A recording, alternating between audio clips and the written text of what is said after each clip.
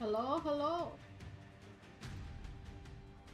So I'm checking that everything works right now, and I'm hoping that the connection doesn't die because the connection today has been very not good. I feel like it kept disconnecting every 5 seconds earlier, but I hope it's stable now.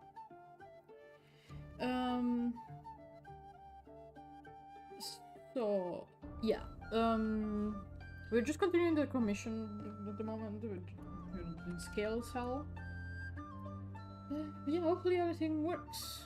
So okay, I'm switching to the other one. Okay, nothing is breaking right now. That is good. Yeah, we can continue. We can continue with everything. The model works good enough, so we continue. Let's go. I forgot to open the actual model to look. I guess it's. I do want to give it as a reference. Hold on.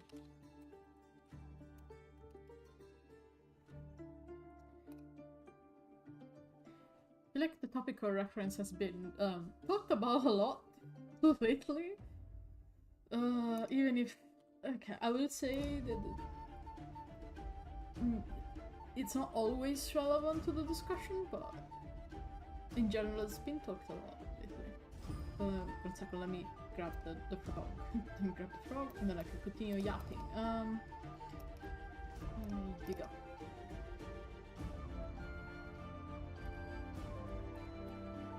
I should be here, remove this and remove that. Is it not working? No. Is it breaking? Oh, okay, it's not breaking. We're fine. Okay.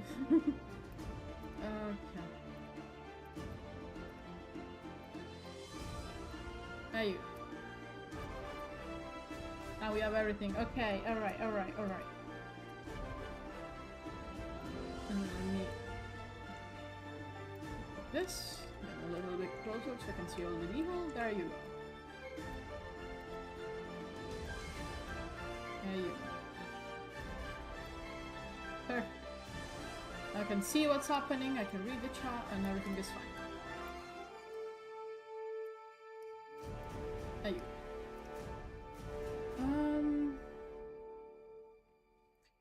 go. Okay. I really want to get at least the ad finished because it's really bothering me that it's not. So we just continue adding them, I suppose. Hope you guys had a nice weekend. I feel like the way this weekend is gone, it barely feels like it's been a weekend. Like last week was like too many things all happened this week, so it's like I'm pretty sure only 7 days passed and not like 1 billion. There you go.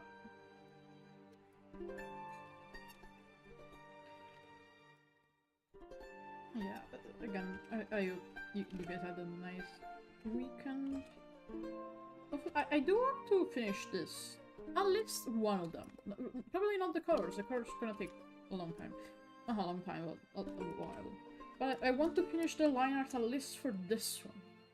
I think I can do it this week. And then you can maybe... yeah, maybe you can do it. I can do it.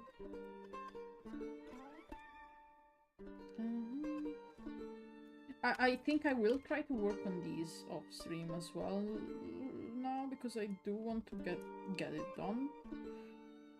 I kinda don't want to like linger forever on this just because I'm streaming it.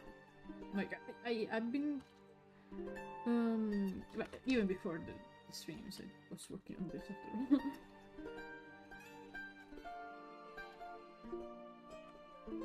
It just that last week has been a bit too busy, so I didn't have time to work on it regardless outside of streams.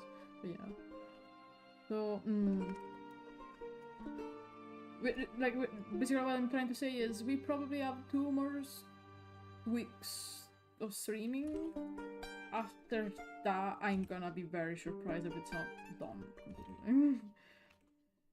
If not early, I'm saying like two weeks, like maximum. Because the bigger part is gonna be this. This is the kind of like big and annoying bit, but after that, it should work. It should, you know, be a little bit faster.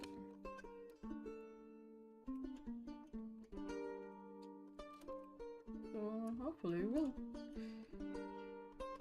They're depending on also another update for the streams. Depending on what happens in the future, and by that I mean with the job that we don't know if I'm getting. Like there may be a lot of shuffling of streaming days. So if by the end of March a lot of things change, is because of that. I generally want to probably take a break for 1 week, see how I handle it, and then see which days are at that point better. In those cases, there is some days that I'm generally planning to not having to stream on for reasons that are beyond me and any other things that I have to do. It's kind of annoying because my time zone kind of makes it very hard to also like stream at a good time. It's like it's too late for European and it's too early for Americans, so there is that. It's fine in the end. Whoever can make it can just join it. No, like, it's not a big deal in a sense of it's fine. And just, you know, a bit harder to get people, I guess. Well, not get people, it's like a bit harder to, because I know there's people who want to join the streams, but it's like, again, either too late or too early, and it's like, unfortunately, just how it is. I don't think I'm willing to wake up 4 AM for like stream at a good time for the guest Americans. I don't think I would be able to really stream at it. Like, I feel like if I were to do stream at a moment where it's like convenient for Americans, it's like it wouldn't work because I would be too tired. I know some people that do that, but I don't have that kind of dedication and I'm very sleepy. Yeah, we'll see. Hopefully, like, it would be cool eventually if I also able to not be here, not to leave, I don't mean Italy. Yeah, that's a far future project because it's not gonna be quick. And it would be cool to, like, move away because, like, again, just a different apartment kind. Because, like, at the moment, there's some stream days, some days are not possible for me to stream during them. Not because I cannot, just because it's a mess. Organization and things I would not go into, but moving wouldn't mean I can kinda handle them better. There is also that, it's just been very hard to manage.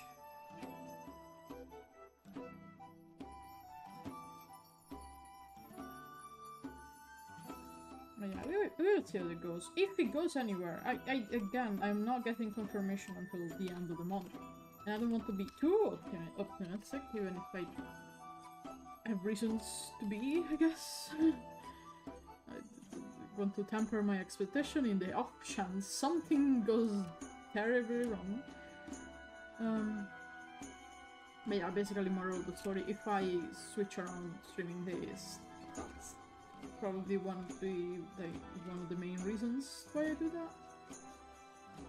I do still have the little, I have the chart that I made, I think I talked about in the last stream, where it's like I can see when best time to when best day to stream.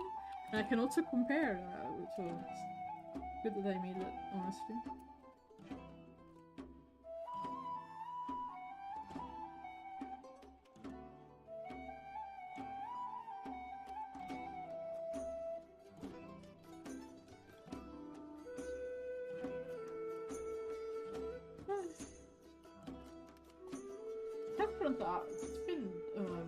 It's been nice to finally relax a bit. Like, this weekend I did try to take it as easy as I could, considering, you know, long week. Yes, last time, so I feel like I'm energized enough to handle this one.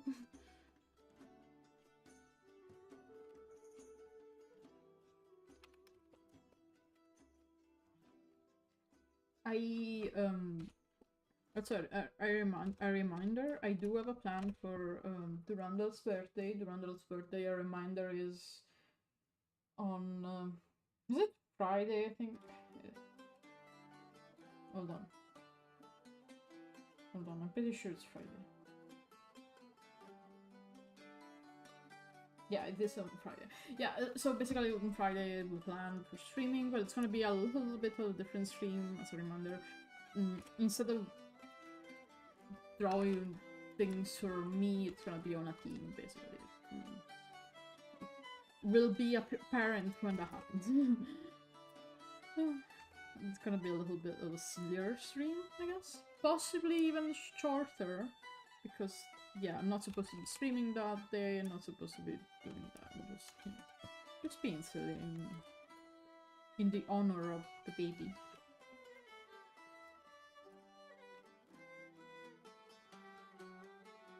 Speaking of, where is it? I moved away. It was sleeping earlier. It was really.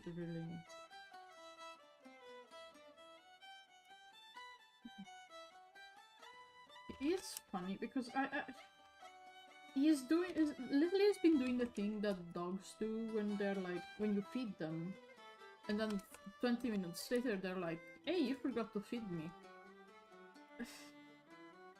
And I don't know why he started doing this now. Or why does he think it will work on me? But he does it every time. Like, because he acts in a very specific way when it's time to be fed. I don't know how to describe it. Like, the way he moves around is very much, "Ooh, I want food."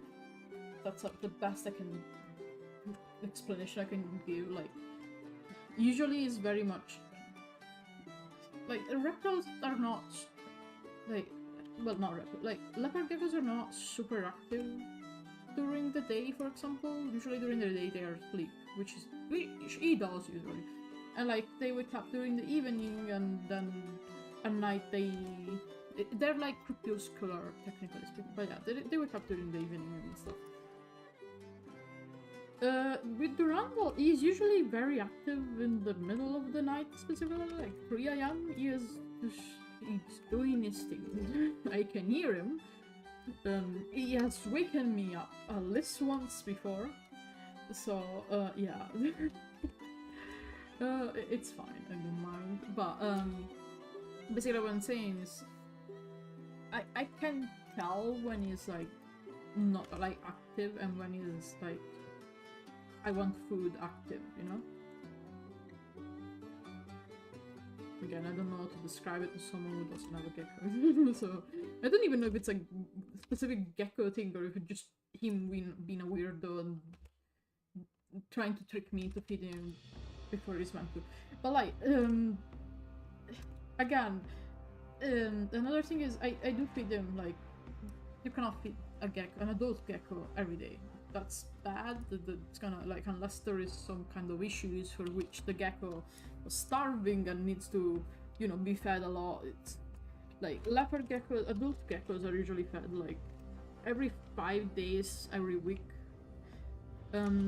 I used to feed them every 5 days. Then I switched to every week, once a week, like at that point last year, at some point last year. And because I didn't want him to get too fat, honestly. He is fine. It looks fine. I just especially in the winter when they move a little bit less, the tail was getting slightly chunkier, and I was like, okay, I can feed you once a week. It's fine. It's allowed. Because again, of course, different metabolism. The thing is, despite the fact that it's been, again, basically a year at this point, he didn't get the memo, I guess. He's like, usually like 4 days after being fed, which is too early also for his past, like, schedule, I guess. 4 days in, he's like, you forgot to feed me. No, I didn't. I know when I fed you, and I know it's not time to feed you yet. Don't try to be a smart hands. So yeah, Little's been doing that, and it's really fun. He is eating just fine. Like, he is eating like the amount he needs to eat. He's not starving. He's just doing that.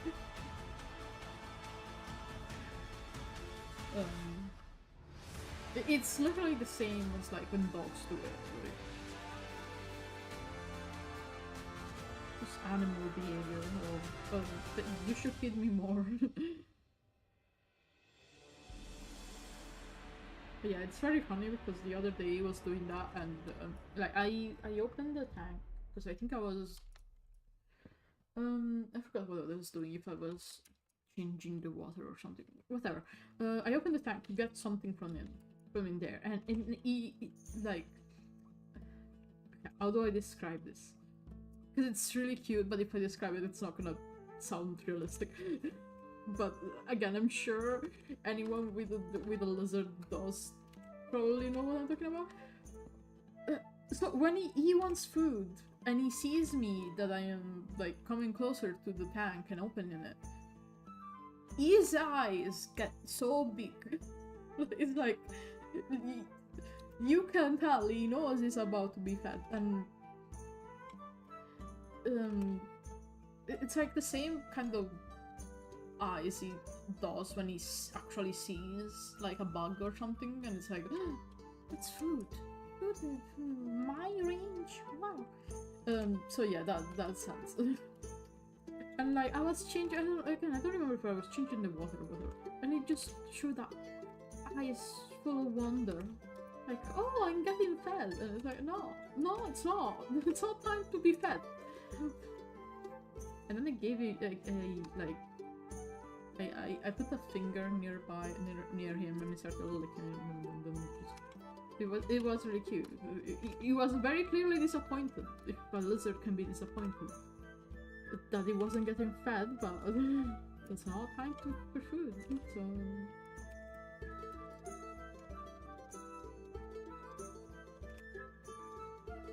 That's a little guy who was trying to trick me.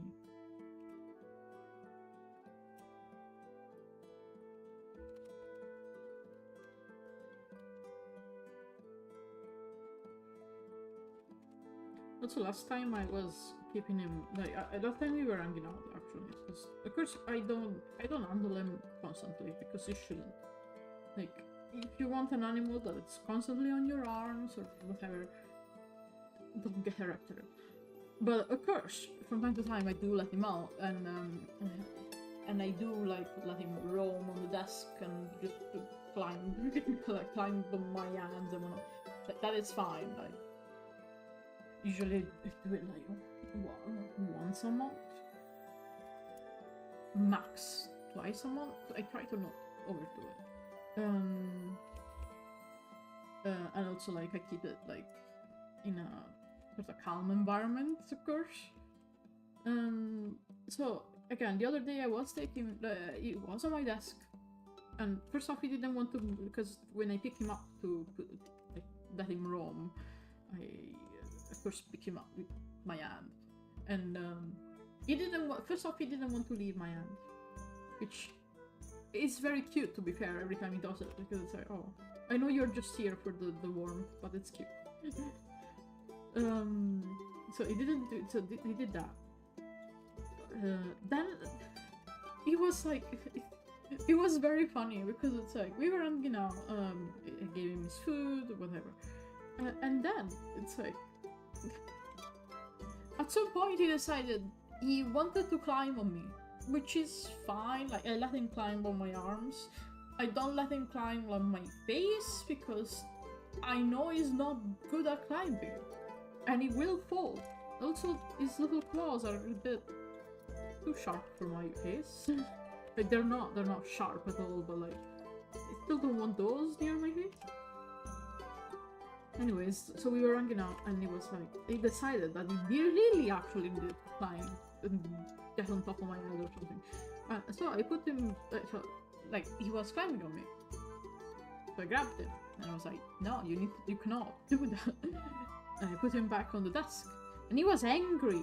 He was so angry that I did that. Like, he has this specific sound he makes. It's not a scream that haired geckos make. It's more of a annoyed bark. I say bark, honestly, because it's kind of a bark.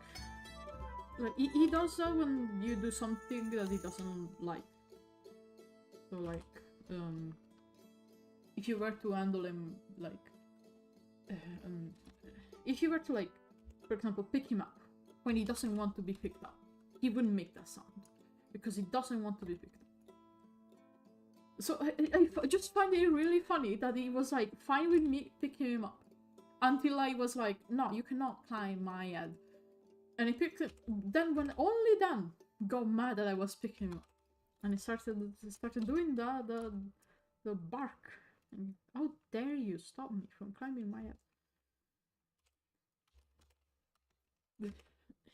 It's fine though. He is generally like, of course, like every animal has a different personality, honestly, so you shouldn't, like, I cannot compare that to the average leopard gecko. But I think it's cute that it's like, he is the kind of guy that he lets you know when you're doing something he doesn't like. He doesn't need to bite. He has never bitten me once. Not even an attempt to bite me. Like, he generally just... Not even by accident. I know some geckos have, like, issues like aiming for food. Like, sometimes if you try to feed them with your hands, they will miss and bite your hands. Or like, if they think your hand is like a worm or something, if your hand will, like, hit something and stuff. He hasn't. Every time I put my hand like near him, not to grab him, just to be like, hey, I'm here. Which again, I don't do that constantly because that would be bad. But whenever I do that, which is usually happens when again I'm doing something with the tank, like oh, he's observing. Oh, he's out. There he is. Like, for example, if I have to move something from there or whatnot, and he comes to see what I'm doing, I will put my hand like nearby to be like, hey, I'm doing a thing, hi. It's not food. And every time I do that, he does get closer and like licks my hand, and of course, it's a gecko, so they smell through that, like reptiles do, like with their little tongue. And so he just licks it, and it's like, oh, okay. And then he just usually goes back to do these things. Like, he really just want to know, like, what's happening. He's a very curious good guy. But, like, again, when he's not... When he's, like, upset, he doesn't even... Like, he will let you know. He will just not bite you. And I think it's really cute. Like, I don't know if it's, again... Then again... Okay. Leopard geckos are not exactly known to bite, to begin with. But I've definitely seen other people having more of an issue with bites. And by other people I do mean like general online experience. Like even people who take care of them well, I mean, I've been bitten once by accident even.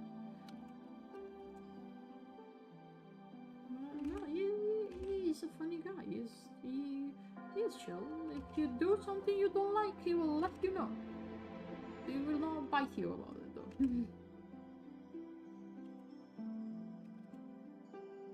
If anything, is more vocal than, you know, than anything. And again, I don't mean the scream that geckos do. There is this one specific scream that geckos do sometimes. And, I hate hearing that, even in videos when I hear. I know some people, like, think it's cute. I think it's infuriating that people are bothering animals like that.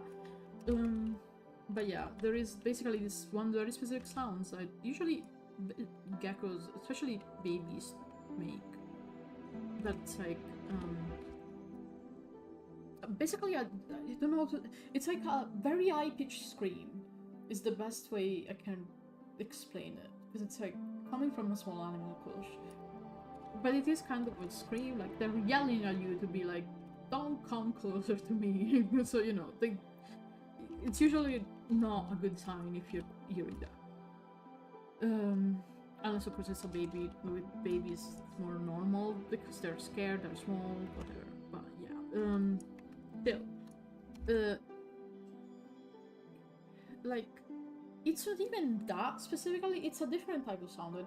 I have no idea how to describe it besides almost like a bark. It's like a warning.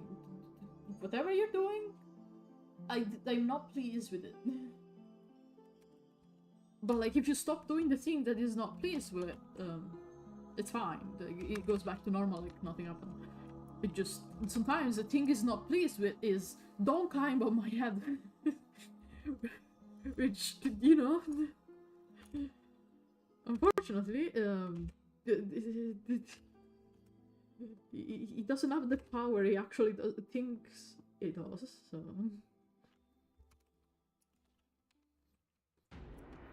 But yeah, do not actually make your gecko scream, like doing the ones with the scream I'm talking about. Even if you see it on, like, in a video, it's not cute. Like, I think the only time I generally heard, like, the beginning of the scream, it was kind of a funny situation, to be fair, but it was generally something that made me go, oh my god, I'm so sorry. I was spraying the enclosure, like, because sometimes, with the tank, of course, with leopard geckos you don't need to raise the humidity too high. But it is good to do sometimes, because, especially if you live in a drier place, because while they are from an arid environment, it doesn't mean that it never rains.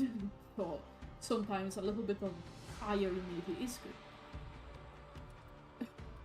He has a very strong opinion about the old, like, before they got the new spray thingy, that is like, with, it has a pressure mechanism, so it doesn't make much noise, and it's like one stream all at once. Before I had the manual, you press it every time, and it sprays a little, type of sprayer, and he had a very strong opinions about that thing. The problem is, his very strong opinion, like, he hated that thing, but he was also too curious for his own good. So every time I will, like, spray and be very careful to do that in the opposite direction compared to where he is. The problem is, he would go towards it. He would go towards the sprayer because he hates it. Like, he wants to, I say he hates it, of course it's not hate, but like, he would, like, I don't know how to describe it. It's like, he would get closer to see, to see that it was indeed the sprayer that he hates. And then get mad that he even looked at him funny with it. So, again, one time I was spraying it, and I think it was like, I don't remember exactly what happened.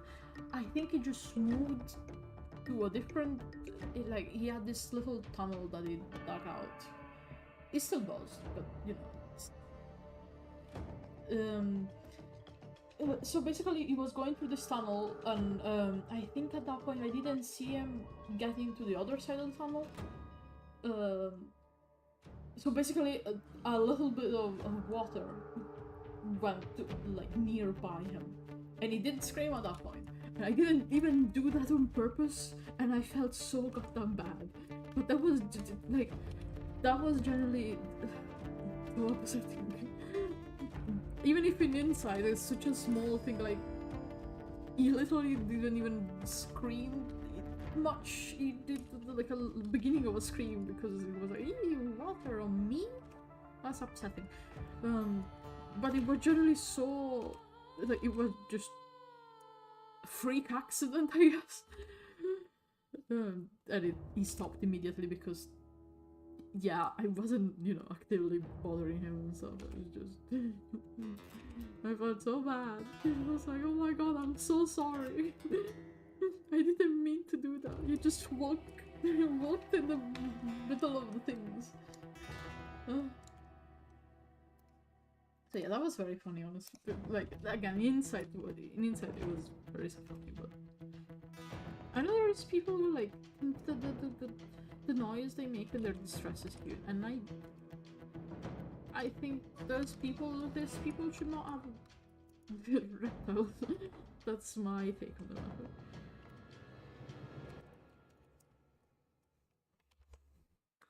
Need to drink a second. Where is my water?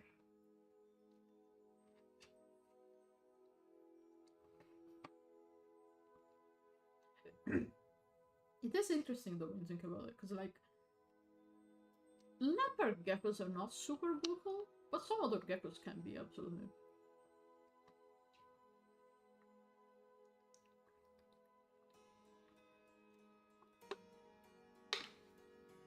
Like, you have tokais, for example, like, they are known because the noises they make.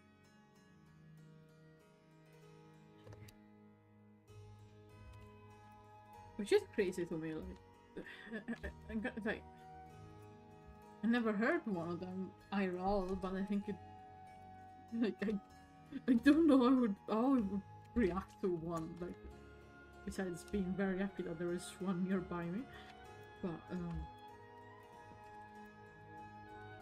I think it's just crazy that they make noises, so much noise in comparison.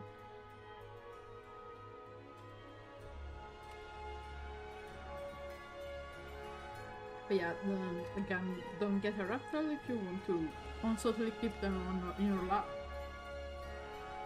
Because, you know. But especially with some more than others, I mean, there is definitely some reptiles that care a little bit less. But there is also, like, even like personality-wise, you can get a gecko that doesn't mind being picked up all the time. And you can get the gecko where screams in panic if you try to do that. Like, even if you try to you know, desensitize. Desensitive? That word. To make them used to it. Yeah, there you go. So, yeah, basically it's a matter of... Sometimes it's the gecko, the personal, the reptile was an idea, but still, it is good to just leave them here. Like, I'm personally the kind of person who's like, of course, it's not that I don't want to, like, hang out with Durandal ever, but, you know, it's a matter of knowing, like, yeah, leopard geckos are more chill with that type of thing compared to other types of geckos, for example, that really don't like being handled at all. So it's like, I think it's good to keep that in mind, basically. It is funny because for me, like, reptiles are kind of like the dream in terms of that. Specifically leopard geckos, like, I feel like Durandal has confirmed what I low-key always knew about the curse before I didn't have a gecko, so I couldn't say it for sure. Like, I feel like the way that, like, he works as a lizard and the way I work just perfect together. Because it's like, again, I don't I don't consider myself a dog person or a cat person. Like, I do care for animals regardless. I'm definitely more of the I enjoy parallel playing sort of attitude. So it's like, even if I'm not like, even if he's not on my desk walking around, for example, I turn around and I see him doing his thing in his house, and that is a dream for me. That's a peak interaction, but you know. He looked at what I was doing, then he looked around a moment, now he's basking. It's not enough something for everyone. Some people, I guess, handle it.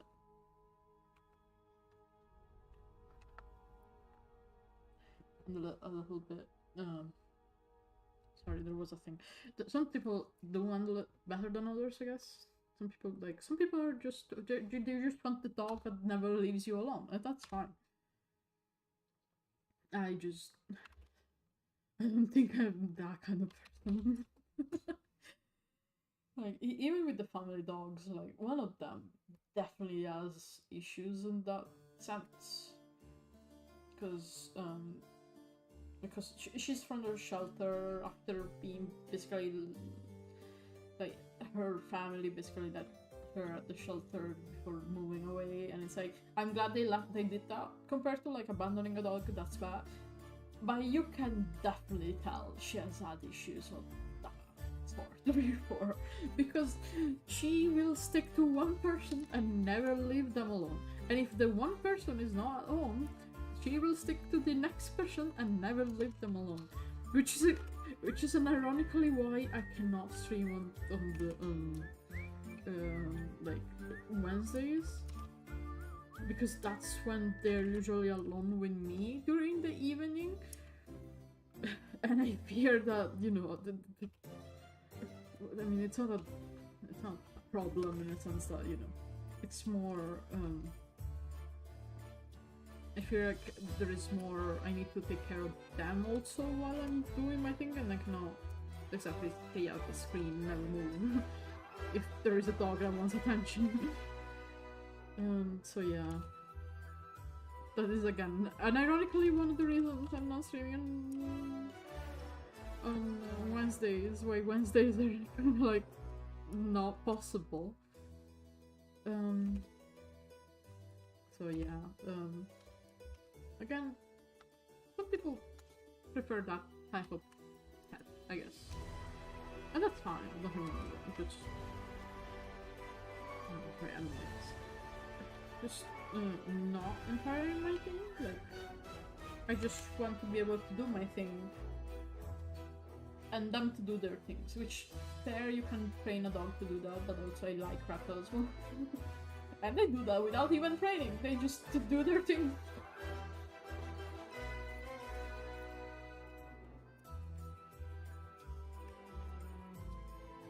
So yeah, also the fact that low-key, like, the fact that it is not diurnal does work a lot with me, because I feel like during the day I'm kind of busy with other stuff.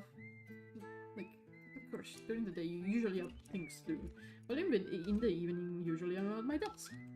And I can see him next to me doing his thing, so it works so perfectly.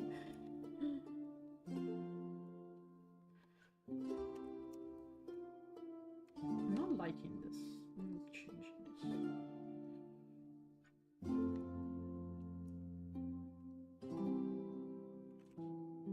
There you go.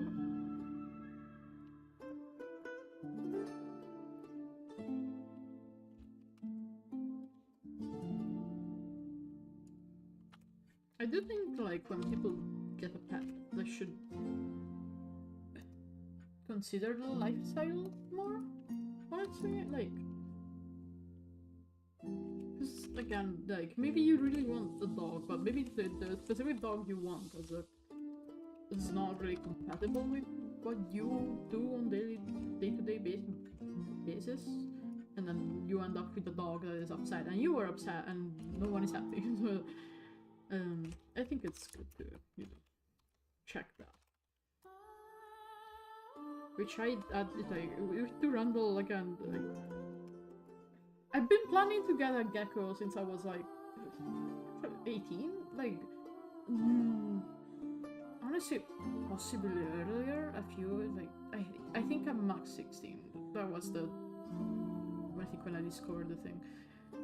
And like, of course, I couldn't get it in the moment when I was 18 for a lot of reasons, and but that's why like I spent like all the years until I finally got them, like looking stuff up about leopard geckos, so I could be like, I could know what to expect basically.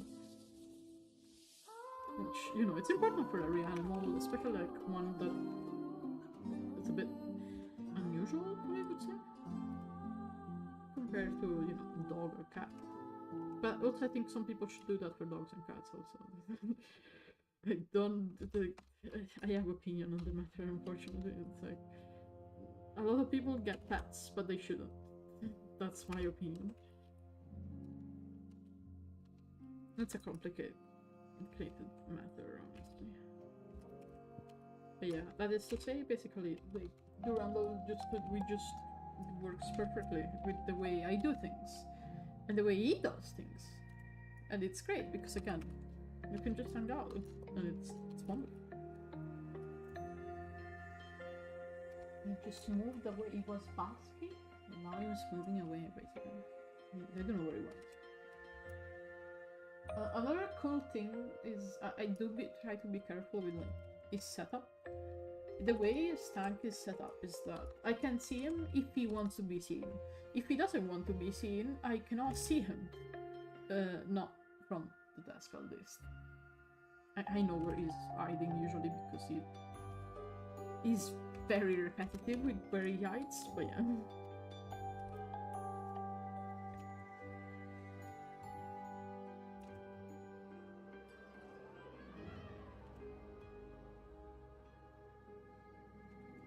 Sorry, I'm rambling about geckos while I'm drawing a frog.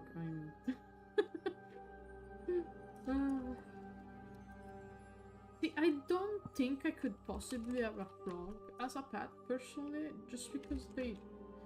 Like, with geckos, again, you're already like, with leopard geckos, I mean, you shouldn't handle them constantly. With frogs, it's even more important, I feel. Like, it just doesn't work for me specifically. Of course, there's people who have frogs and they take care of them wonderfully, and it's like, that's awesome. That's the other reason why. Also, I feel like with frogs, it's like, you need to be a lot more careful with everything around. Because of course they're more like cannot speak today. No, what's the word? Hold on, I can do it. You can tell it's late. You can tell it's late when my English starts failing. Like, if you change something, like, it's the reason why of course you shouldn't just handle like toads you find around and stuff. Not even for you as much as it is for them, because you will like salamanders also, like the second something changes in their environment, they are the first that they know about the change. It's a lot, something that you need to be a lot more precise with. And yeah, like, as much as I do like salamanders and, you know, other stuff, I feel like even if water wasn't involved, and I mean like axolotls, because axolotls of course is only a water type of animal, like they're just in the water. Even if water wasn't involved, which to all people who keep fish the correct way, and I don't mean like a sad goldfish bowl you had as a kid, I mean like people who have those intricate tanks with real plants and all, they control the pH and the everything. People who can do that, I don't know how.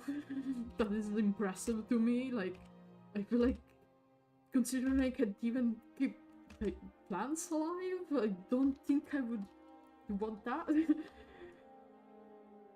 But yeah, like, way water is already a mess. If I had to do that even outside of the water, then it's like, oh my god. So yeah, as much as I do enjoy the big fan of salamanders, I don't think I could ever keep a salamanders. So I will instead just look from a distance.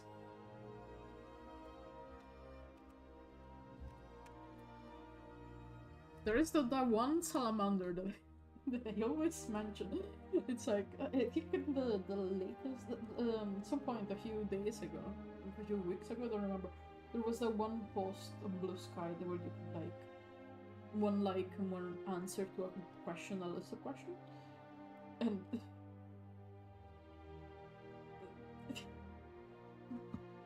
I had to put in the what places do you want to visit one day. Like, besides the serious answers, I had to put I want to go to the northern woodlands, not the coastal woodlands of California, because I want to see a specific salamander in the wild. And it is true, by the way, I'm not making it up. I do want to see that salamander in the wild one day. Just, you know, it's not exactly... I'm not close to where it is, so...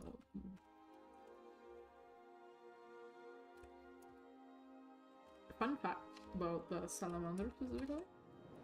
Oh! Thank you so much for the follow. I'm seeing that now my effects are working. They just don't know. The effects have been weird with this model, but it's good that they're working also. I didn't change them, so let's go. But yeah, thank you so much for following. Hope you enjoy your stay here. You're just drawing 1 bajillion scales. And drawing them wrong apparently, because I keep modifying them and then you're like, I don't like them. I'm changing them. But yeah, as I was saying, like, fun fact about Skia and salamanders. So, the main Skia redesign, you know, the big one from this year, with you know, can I summon my hand? Okay, so as you can see, it's a different design than it was last year, I guess. And it's like darker at the top and orange like at the belly, which was similar, but it's less blue now, I guess. But one of the main reasons I decided to redesign like the actual, you know, change the colors a little bit, was because of the very specific salamander that I mentioned before. I'm gonna show you a picture, 1 second.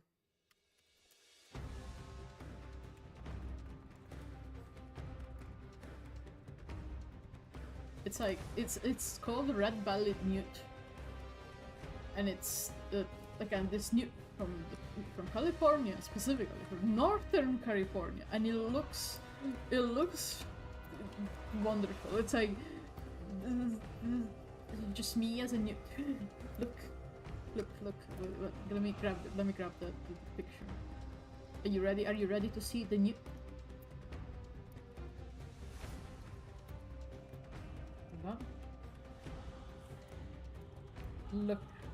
Look at this wonderful creature. Aren't we? Do we look alike, don't we? And like, if I remember correctly, it's one of like, of course, it does the pretending to be dead thing, which is why the belly is red, because it's like pretending to be dead, and then it's like completely red as well on top of it. To of course try to basically let any predator leave him alone. Look at this species. This is a wonderful creature. I want to see it in real life one day. This is a wonderful animal. They will do wonderful animal. Precious. So yeah, now you know about the red-bellied newt. And now it influenced the skier redesign. Basically, it started with the actual, because ski has different forms. We went through that, but like, I was gonna redesign the other form, the actual little jelly bean form, like the little lizardy salamander creature thing.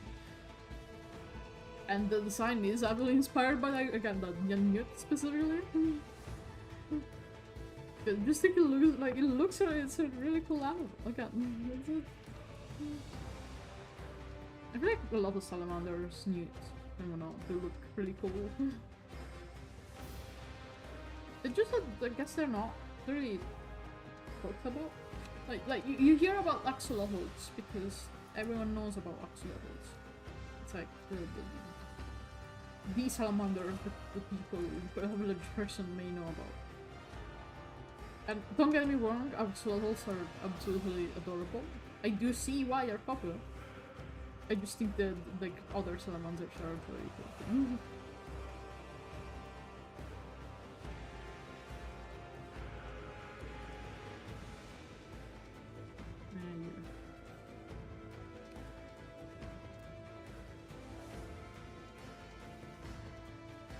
I'm noticing that I don't like this.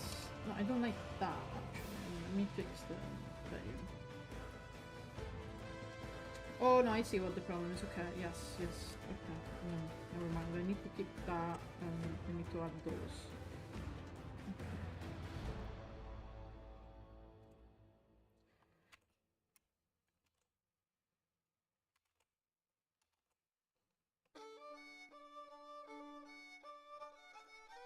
But yeah, that is to say there is a lot of amphibians that are cool, that are in frogs, and that aren't axolotls specifically. You just need to look for them around because they're less, I guess, common in terms of characters or even just animals being talked about.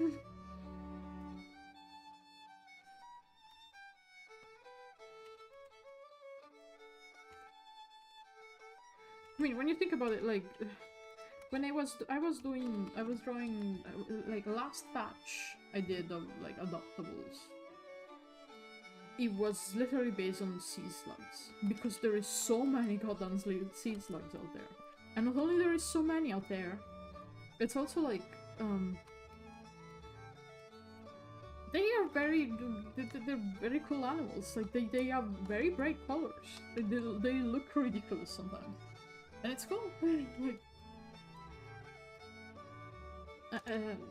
Even then, when you see it, because sea slugs, I guess people just, if they do know about sea slugs, it's mostly like the glaucus is the one that people mentions a lot because, fair enough, the sea dragon sea slugs look really cool. Really, like fair. But yeah, there is a lot of sea slugs over there. Again, those are cool animals. That didn't talk about. I need to. Okay, I think I see what the problem is. There you go. I'm sorry that the stream is me drawing 1 billion scales and then deleting them because I don't like how they're looking. I am unfortunately like this.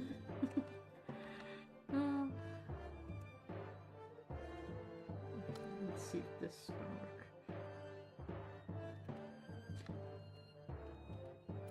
Well, I guess it's not just the streams now. The stream is me yapping while I do this.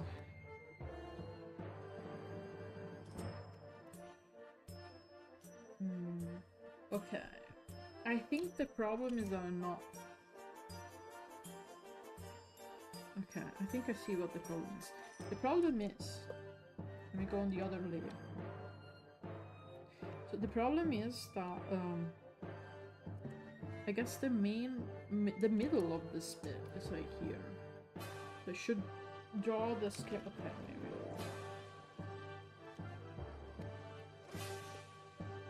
I should draw the scales following that middle, I guess.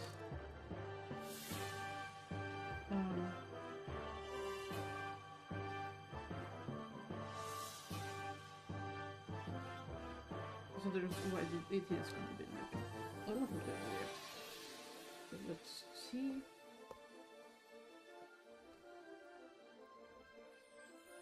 Okay, so it's gonna be like this.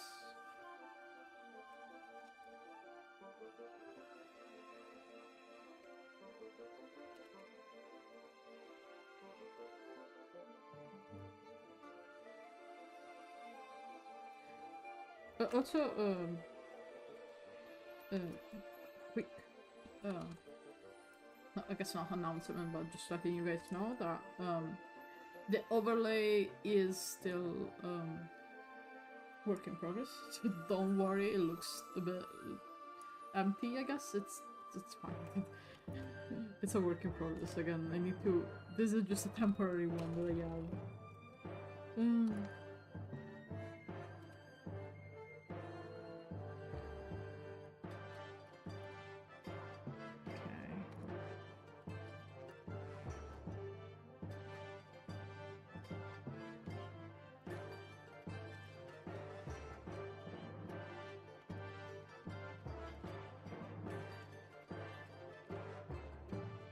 Speaking of cool things, actually, and this is about the commission, actually. I can talk about this commission that I'm working on. The commissioner did ask me to color this based on, like, specific dark frogs patterns. Dark frogs are also really cool.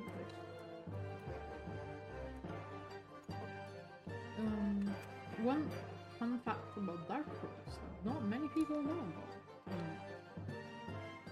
If you keep dark frogs as pets, they are not actually venomous or poisonous, I guess. The toxins that they have specifically, that they're known for, you know, the whole thing they're known for is specifically because they eat very specific bugs in nature. But if you keep them like in captivity, they can eat different ones. It's fine, but also they're not poisonous. Like they don't have the toxins that they're known for in that case.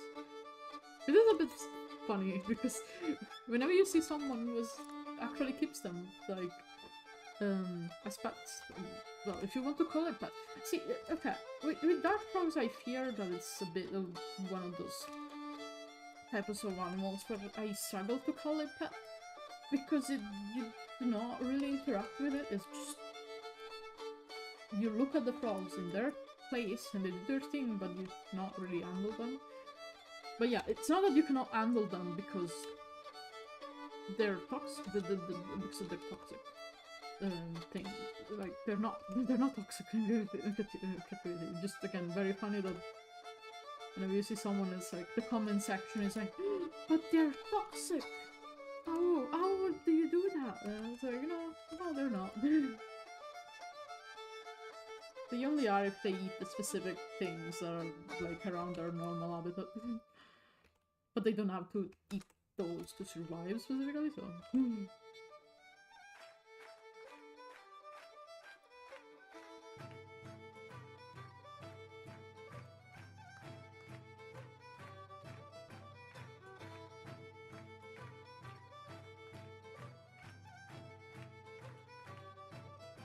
I will say, despite the fact that I think like frogs are not an animal I would ever keep, and I don't mean this by what I'm about to say. This is not like I would keep this frog. It's more like, despite that, I think Pac-Man frogs are. You cannot dislike Pac-Man frogs because why the hell are they like that? Just. Let me just.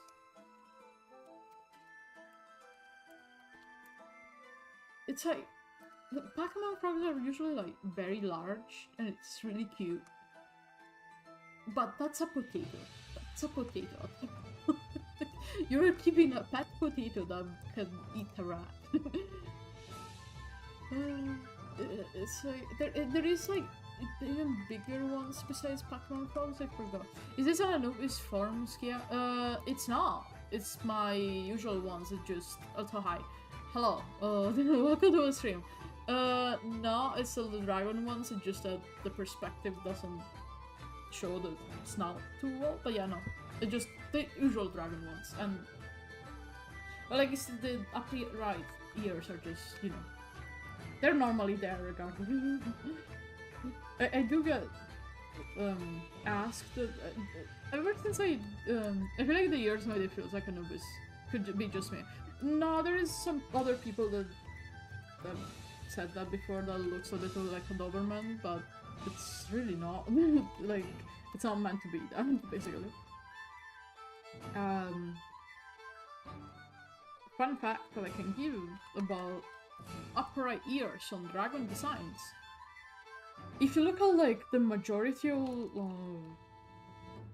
medieval bestiaries and whatnot, they usually have them because it's the usual, let's say usual, but it's not, like depiction of dragons in media in the West is very much from Tolkien onward, and it kind of just like everyone is using that design sort of thing now, but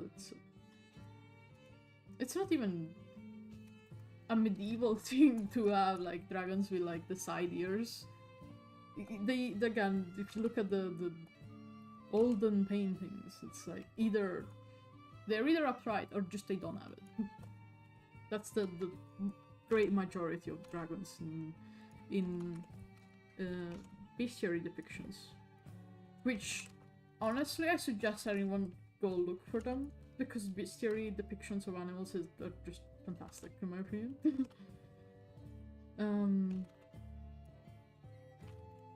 As for Anubis having the upright ears, I think it is just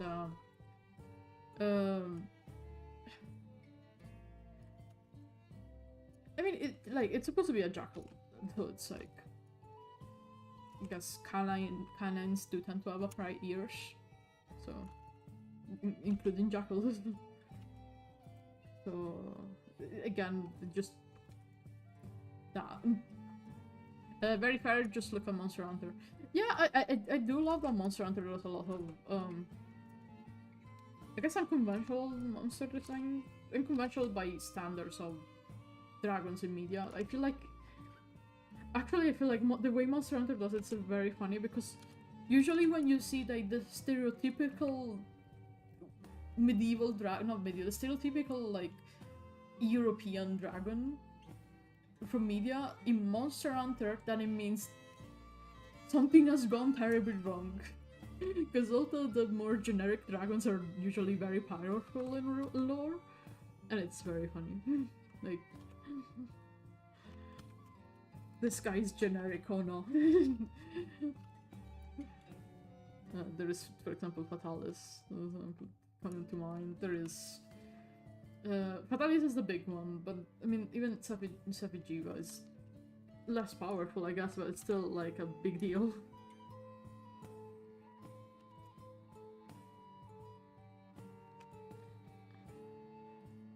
I do think that way, again, the way Monster Hunter does approach that kind of this like monster design, animal design in general is pretty cool. Like, I would love to get good enough at creature design one day to even be like an alpha as intriguing as the way they design monster. And I don't mean this in a like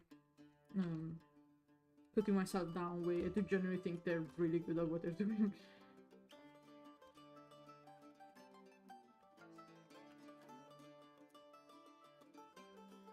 Alright.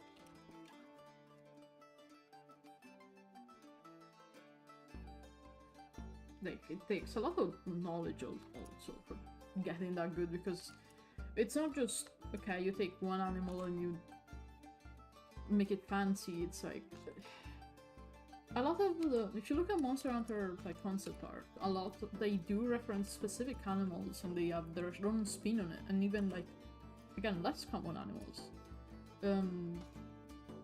If I remember,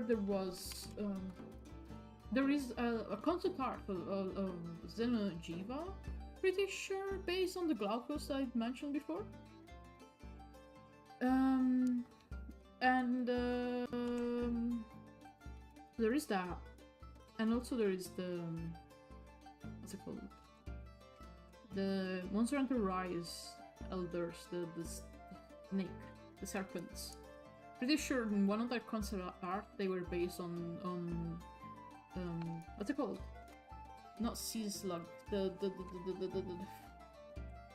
sea horses. Skia, hi! How's it going? It's been a while, I feel. How is it? How's it going? Everything going well over there? Wait, is that a new emote? Wait, I don't think I've seen this emote before. Ooh, that's fancy. I really like the art.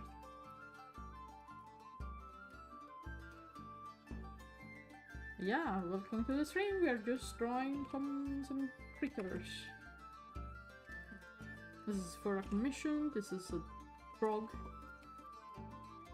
I've been scaling this for a while, and I'm nowhere near done with the full body. With the scales, I mean. Everything good? Just saw you pop up in the list and I had to come see. Oh, that's nice. Thank you. Thank you for checking in with me. Honestly, I wish I had more time to just do that. I try to do that sometimes, but just it's hard with the time zones to get everyone sometimes. But yeah, I appreciate it. Glad to see you're doing well and to stop by. But yeah, as I was saying, this is the frog that I'm working on, but there is also different frogs still. Because there is the ad picture. Since it's a generally massive reference that I got a mission with. And then there is the two humanoid forms, so yeah. And now the horrors are about the scales. So it doesn't matter. It doesn't matter about whatever is happening in the other layers. Because I'm gonna be here for a while. It's okay, I don't mind. I think it's relaxing, honest. I'm the weirdo who thinks adding scales is cool.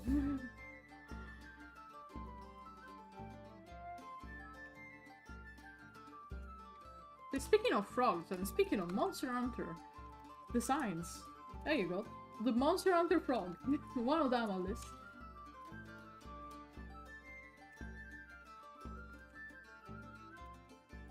I don't know. I think my favorite Monster Hunter frog is still Pngtubers though. I don't... Okay, it's red, but also it's I think the first frog I experienced. Is it the first frog ever actually? It is the first amphibian in Monster Hunter. But like, I don't know, I really like the Pngtubers like fight. Something about it is just... it's wonderful. I remember playing Generation, just hunting for fun.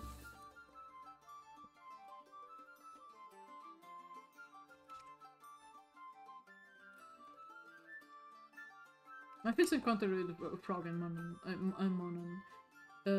You mean Pngtubers? Or you mean like this guy? What's the little jerk that paralyzes? The tiny actual. Oh, okay. You mean the little guy? Okay, yes, I know what you're talking about. Yes. There is also small frogs in Monster Hunter. Yeah, fair enough. I guess if you're counting we're counting small frogs, then yes, that was technically my first frog encounter also. I think it's sad that they changed it in the following games besides Word to make it so like you cannot like trigger that happening by accident. Like in Word, it's like if you eat it with your weapon, even if you're not actually aiming for it, it's like nearby, it will do the paralyzing cloud thing. In the newer games, they made it so you have to like press A when you get close to it, and I think it's sad. Like the joys of accidentally paralyzing the gang needs to be brought back. For no reason other than I want to paralyze the gang for fun.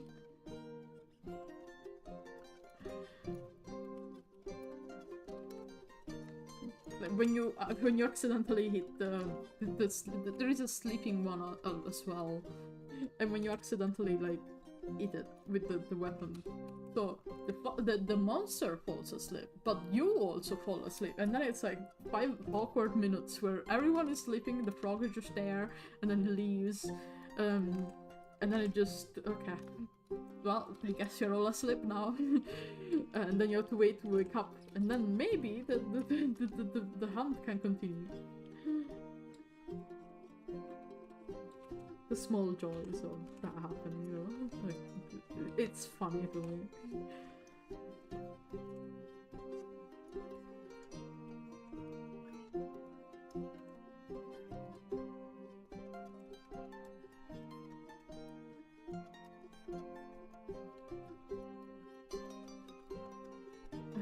Turf war and run on 2 frogs for safety.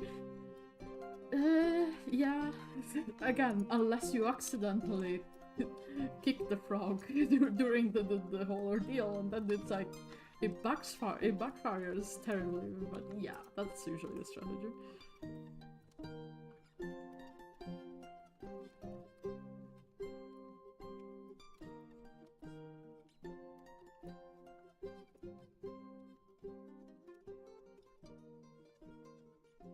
I guess they don't really have hazards like that in newer games, huh?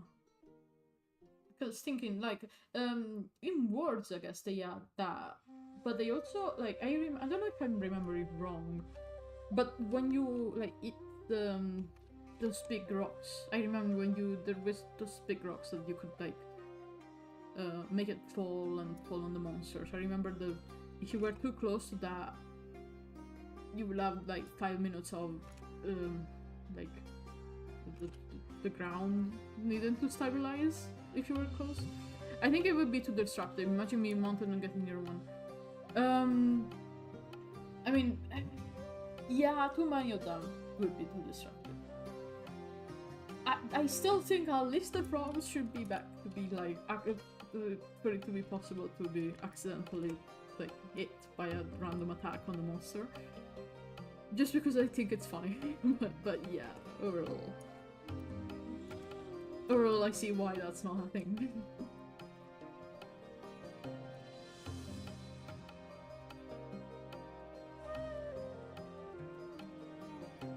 Oh, I agree, I like the scary environment aspect. Yeah, I mean, doesn't have to be really scary, it just has to be like a little bit silly to me.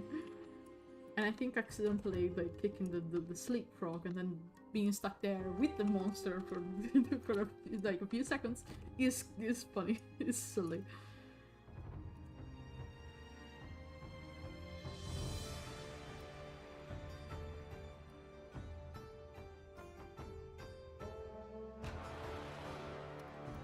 Okay.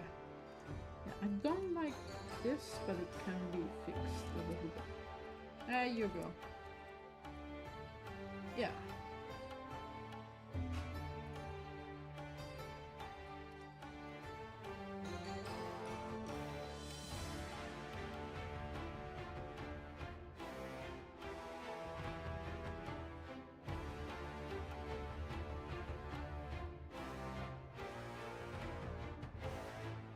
Oh. Why did my arm do that? Is it okay? As I said last time, sometimes I think the camera thinks my headphones are my arms. Like the headphone cables. And it's like, oh, your arm is now backwards for a second. Anyways.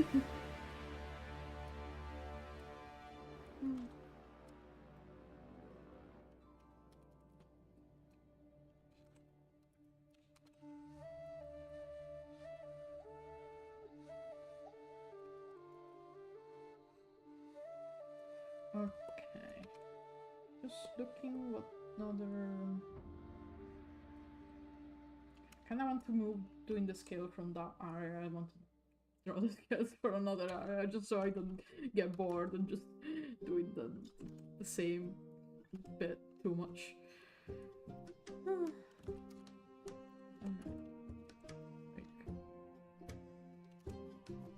Hey.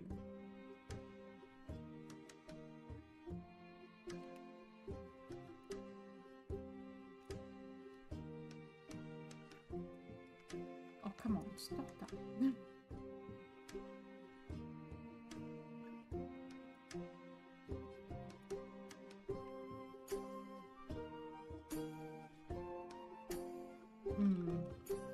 Hold on.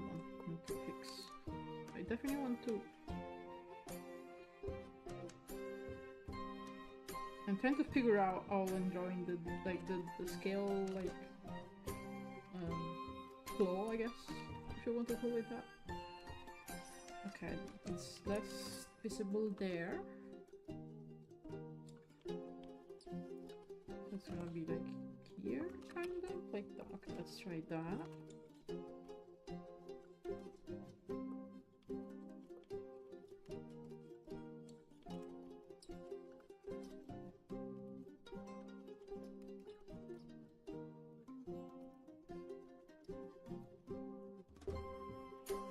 It's gonna be very funny when I'm actually done with this commission, because it's like I already spent a long time on it, but also I will spend more time on it because it's not done, of course.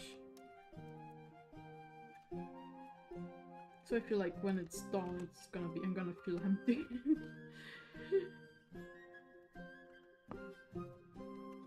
Like now what do I do?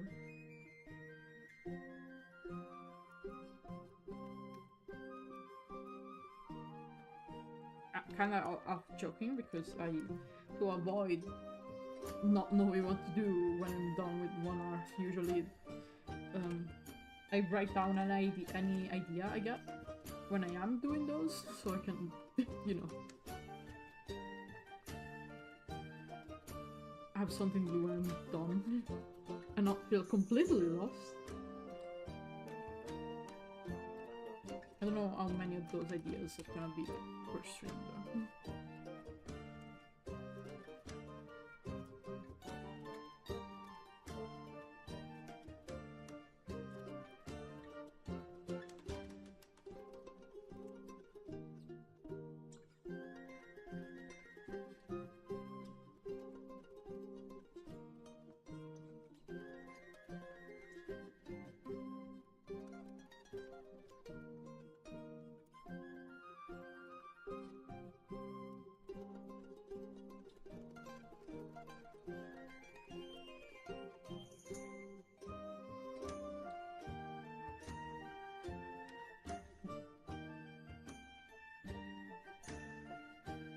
I am trusting the process completely with this, because I have an idea for the scales, which is why I'm drawing them like this, and they're kind of like separated from the actual line art.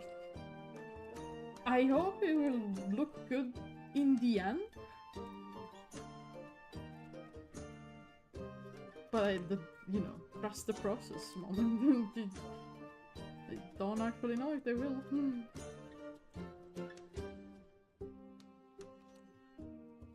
I suppose with art you gotta, take some risks sometimes.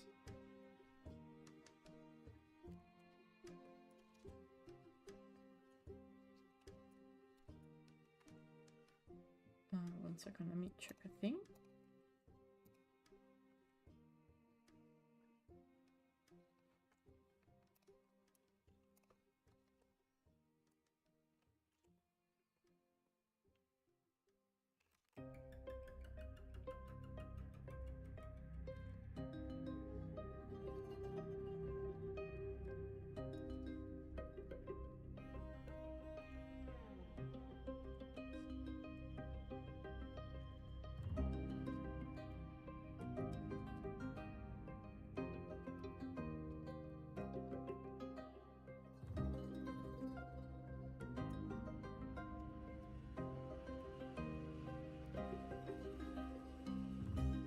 Okay, yeah, that's working.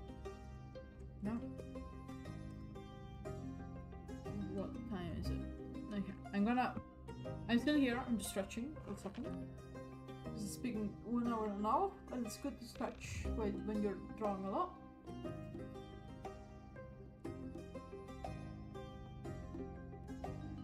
There is like 2 things that apparently are very good to avoid, like carpal tunnel and all the other issues that comes with being an artist.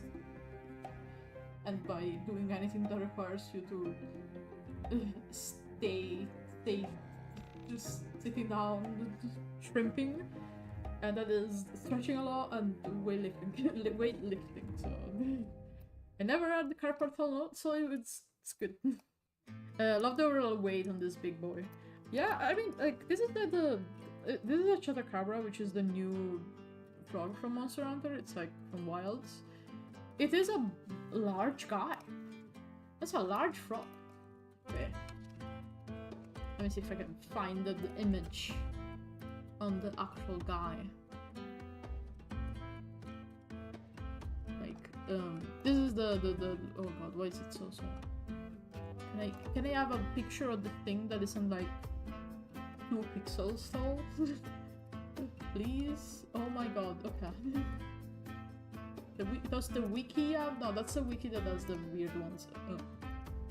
Is there normal wiki here? Hello? Okay, I found it. Okay. Oh, there it is. It should be large enough. Is it? There you go. So the guy in question is this guy. It's like a large frog. And big arms. Big tongue.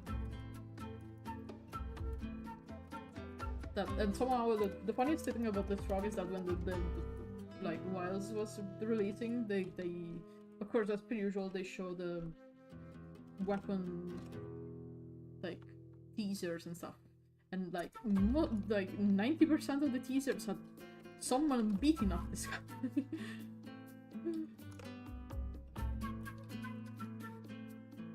Poor frog being beaten up for no reason.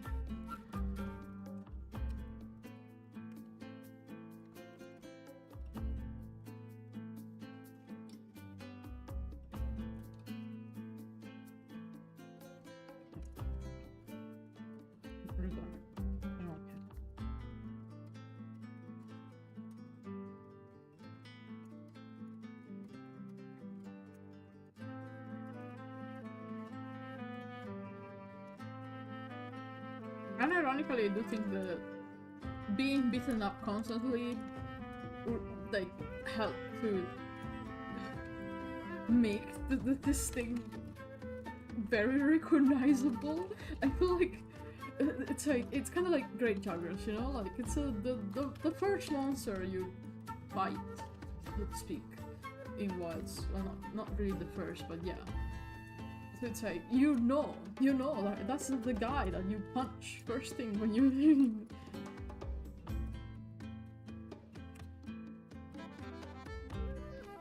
Jokes aside, it's cool. Like I think it's a cool design. I'm glad they added it into the stories.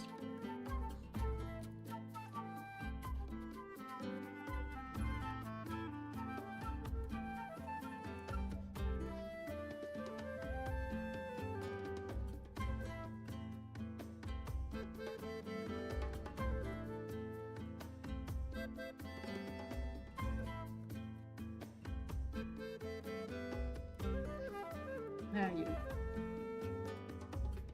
Actually, this is not correct, but the rest is. There.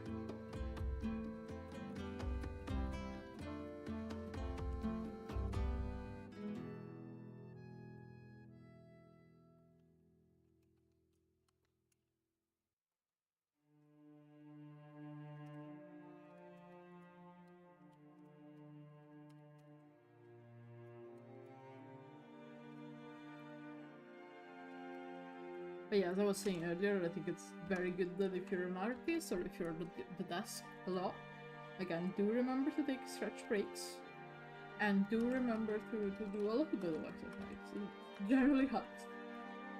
Otherwise, you're gonna be like 30 and your back is gonna be destroyed in 50 different ways. And that's not good.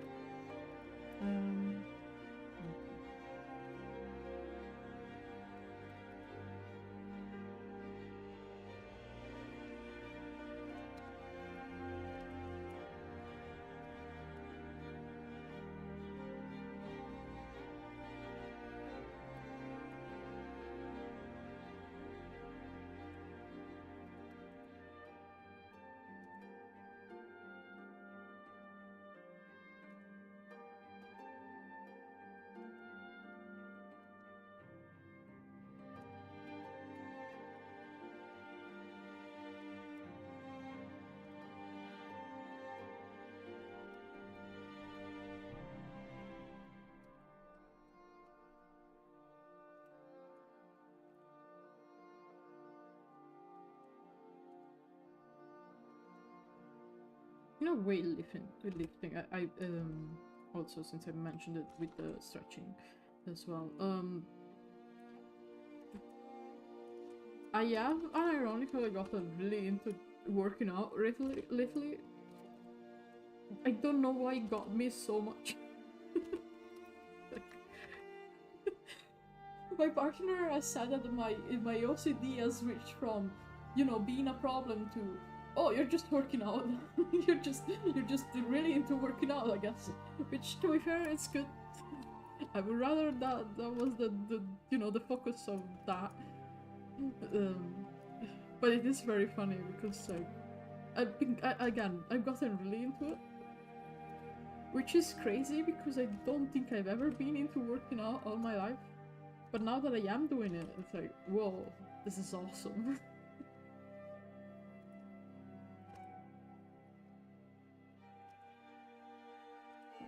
I guess it's the kind of thing that's hard to get started with, but you know, once you're in, it's fun actually.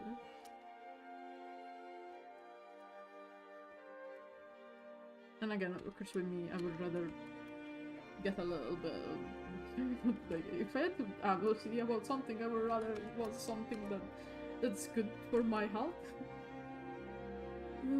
So, you know.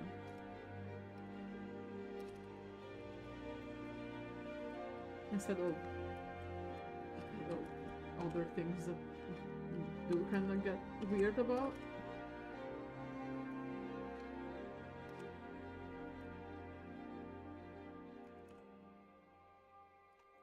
And it's also like, I mean, it's good for the brain in general, like,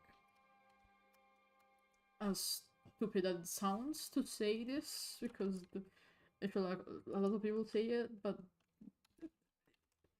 fair enough. Like, yeah, it turns out when you exercise and you take care of yourself, you feel better, like, mentally also. Like, crazy concept, I know, like, sometimes it's a little bit, even a little bit helps, you know? Okay, those scales are bothering me, and what's going on here? Okay, let's see. Okay, so this is gonna be like this. So the scales should be, I mean, let's make it like this. Yeah. Then we can make these longer, I guess.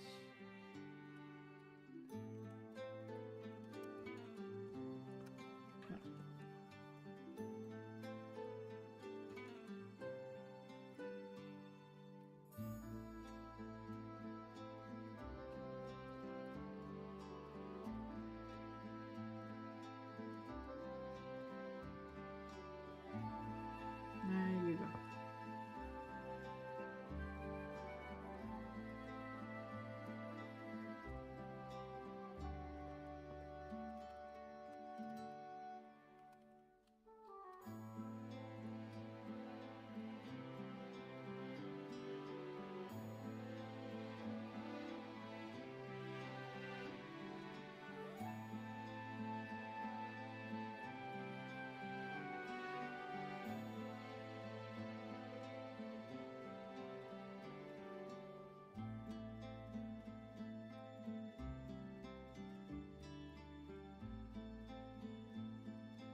What did I mess up here?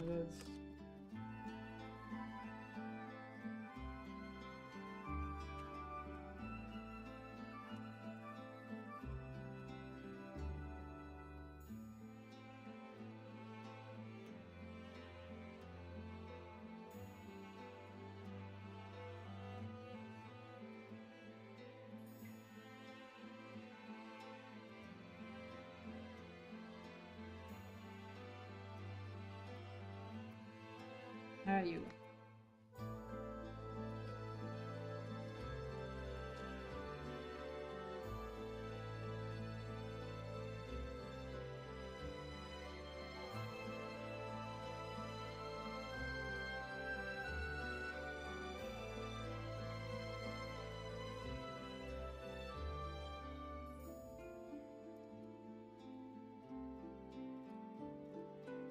Okay.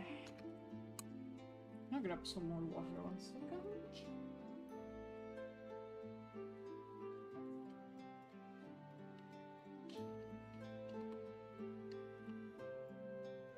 What the hell is the rumble? Are you good? Hold on. I think something is reflecting on the lamp again. I don't know what it is. If I do, I need to find out what it is so I can remove it, because he's an idiot and he thinks that the reflection on the lamp is food, which is not. I cannot tell what's reflecting. I'm not sure. I need to check it. Because I don't want him to accidentally like jump towards the lamp. Not that I can get to the lamp. You will never guess what he just did. Oh, the rumble. No, okay. Isn't the moth again? Isn't the moth from the other day and it's not the lamp? Okay, there is a moth. And the other day you saw the moth and it was like, oh, I'm gonna get it. And it's like outside the tank besides that, but it's yeah. Okay, I think whatever it is, it left. Because it's now looking at something else.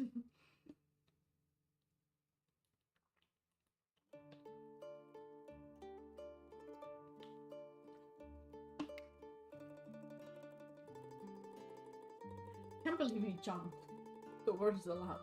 Exactly when I said that. I don't want him to jump towards the lamp. Don't worry, it's fine. He cannot get to it. Just... Honestly, I'm more worried he may fall like on its own by trying to do that than actually grabbing the lamp. I do need to figure out what's reflecting on the lamp, because I do see other reflection. Which, you know, it doesn't matter if it's a moth. It could just be a little moth.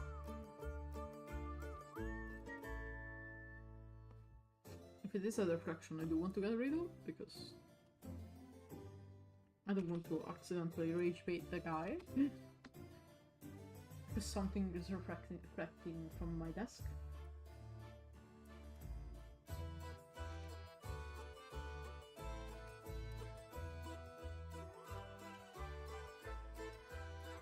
I can't even think of something that I have that is shiny on the desk, honestly.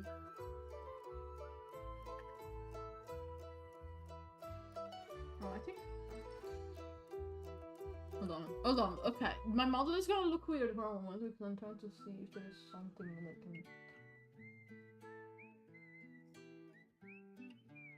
Yeah, I don't think there is anything anymore that... I don't know if it was my phone.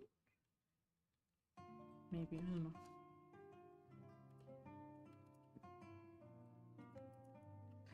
Actually, maybe it was my phone, because if I remember correctly, it happened last time too, but it doesn't usually happen. And when I stream, I do keep my phone on the desk. But that's probably that. A good reminder to move that away from the light. But also, I do think there is a like one of those really small moths. I forgot what they're called. They're very annoying. I mean, it's a moth. Like, it's not being annoying on purpose, but yeah, it's like the very tiny one that are kind of like they barely look like a moth. But I'm pretty sure they're moths. And they're just very hard to catch. It's a struggle to get rid of them. Okay.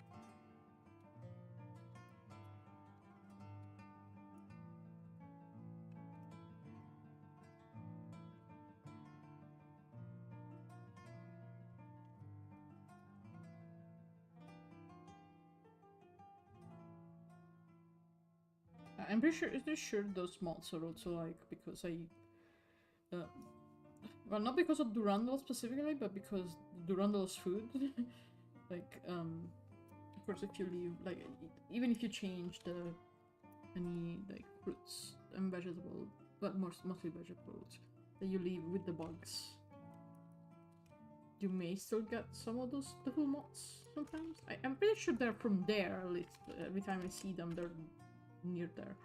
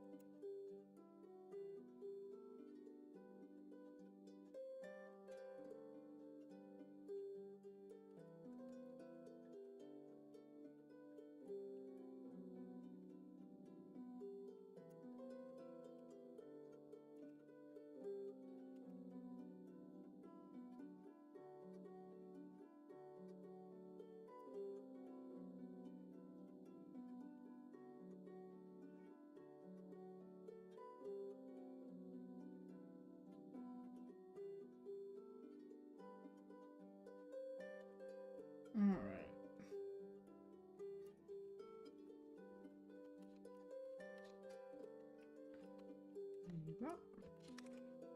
Oh yeah, another thing, because I think last stream we were talking about the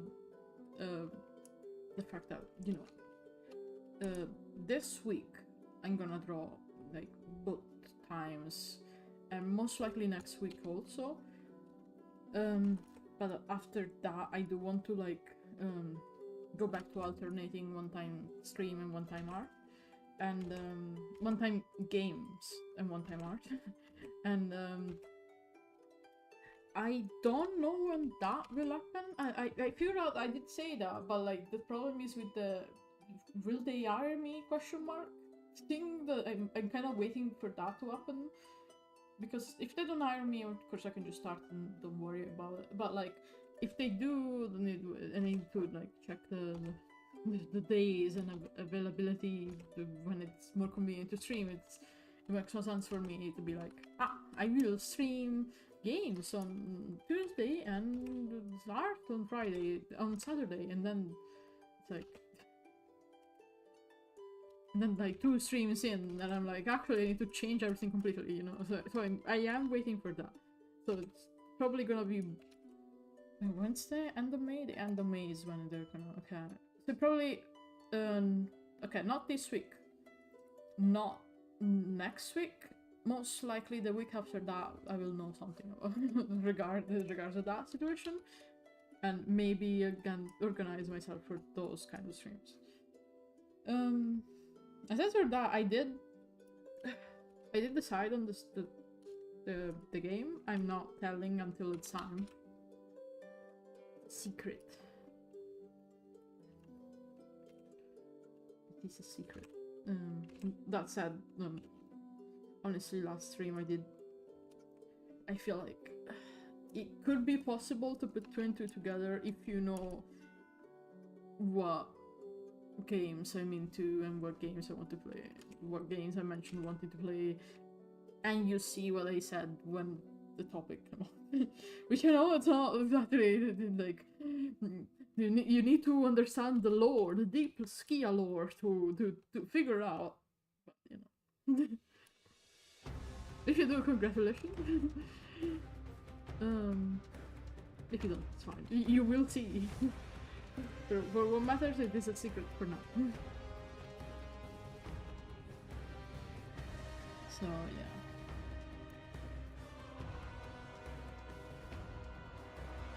But yeah, that is to say, basically, I'm not actually gaming. I'm not streaming any games, regardless, until the situation is a bit more certain. Just because again, I don't want to be like, I'm streaming this. It's like, haha, just kidding, I'm not actually, because I don't stream this day and this day anymore. Despite the fact that I'm even even now I'm still erratic sometimes for a reason or another. I don't want to be too like misleading when it comes to the stream. Like if it is a problem that is beyond my control, and I don't stream, that just life. But you know, this is something that it is a little bit in my control. So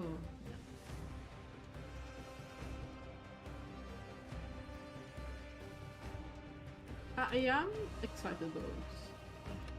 I feel I do enjoy streaming art a lot, and it's generally very helpful. But I do like alternating is nice. Sometimes you don't want to stream art all the time. Sometimes you just want to work on art maybe on 2 days straight, and then after that you take a break, for example. Like, you know. I am glad that I started streaming art again, regardless, because I feel like I get a lot done. I get so much done when it's when I can stream the stuff I'm doing, you know.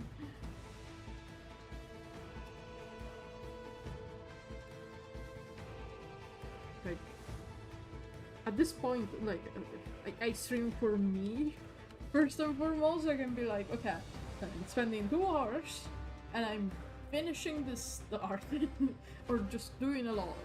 Like, you know, it's helpful.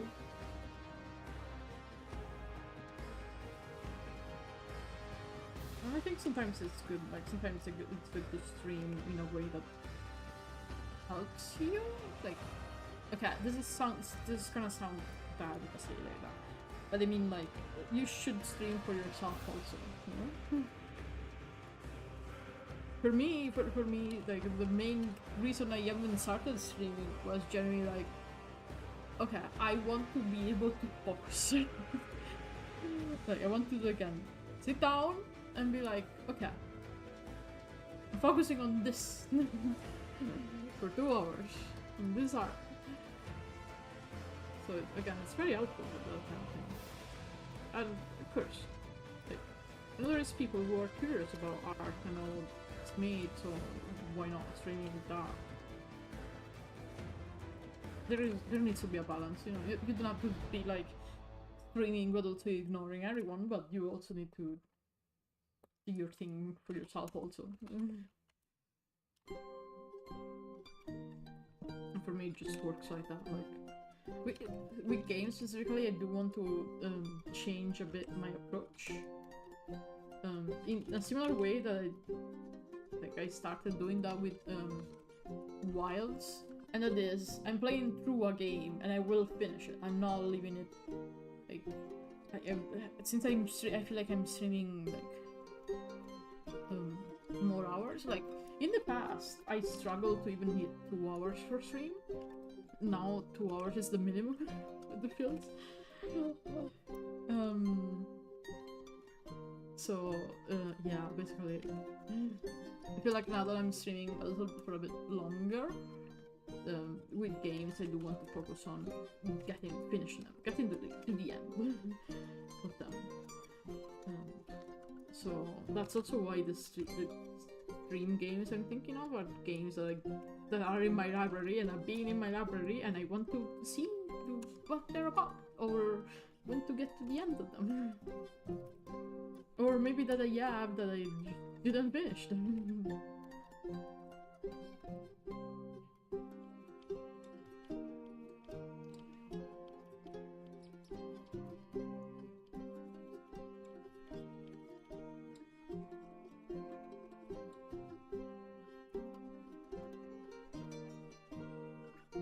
I know it doesn't really work for everyone though, this trying to get things done sort of attitude. Like, I know my partner does struggle with that, like, if anything it's the opposite for them. Which I'm just glad that it works for me, because it can, you know, be helpful. Like, again, it can be helpful for others if they want to see how drawing of sort is made. It can be helpful for me because I get things on, and, you know, as much as Twitch ads play in pennies, they do pay you eventually. Or like, of course, like, subs do help a lot. So I am thankful for everyone was like all the people were sub, but my gratitude, you have my eternal gratitude. But yeah, but that is to say, like, even if it takes a while, like, it's helpful in general for me to do this, so... And again, it can be helpful for others.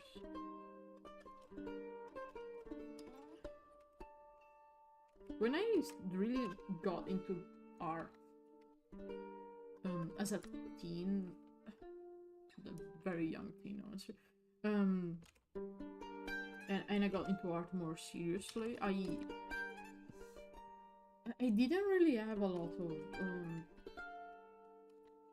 I wasn't, watching, like, art streamers. I don't even know, when did Twitch get popular? I don't know if it got, hold on, I'm googling this, I'm googling this. One second. Because I know when I was younger, like, Picarto was the main option. Oh yeah, June. Okay, it was introduced in June 2011.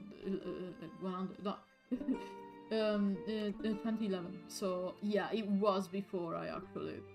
Yeah. Oh my god, I'm old. Because I was like, okay, yeah. I started getting into drawing more seriously before Twitch was a thing. So, more seriously, like, I was still like a kid, but you know, like, I think it was the moment where I went from, okay, I'm just drawing for fun to, I want to learn to draw better. That kind of moment.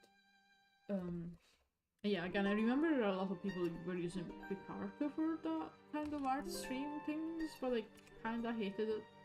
Like, I never used it, I just didn't like the experience of watching things from there. I don't remember why I didn't like it, I didn't like it.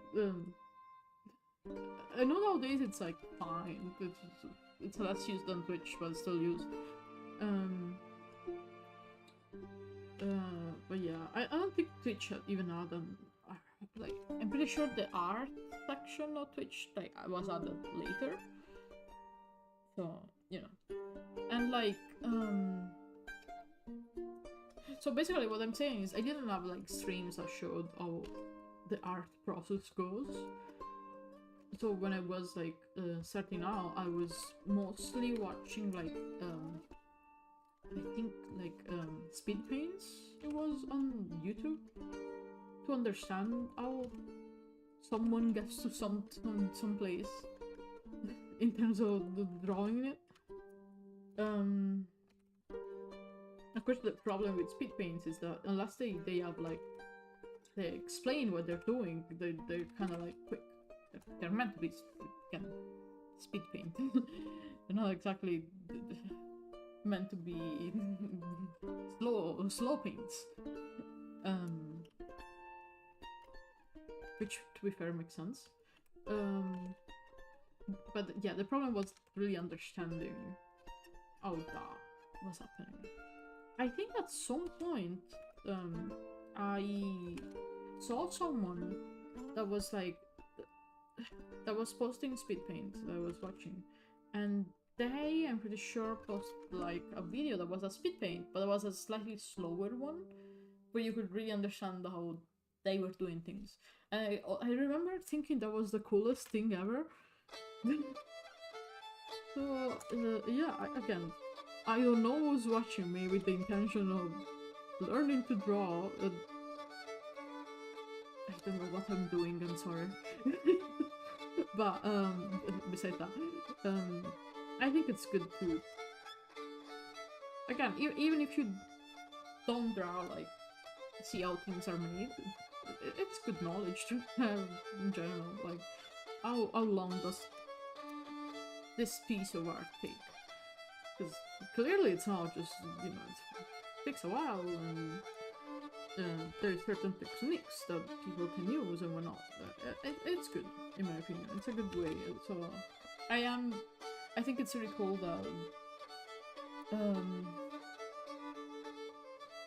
that I guess, like, it's handled this way now. Like, it's more common to see, like, people just drawing on Twitch, for example.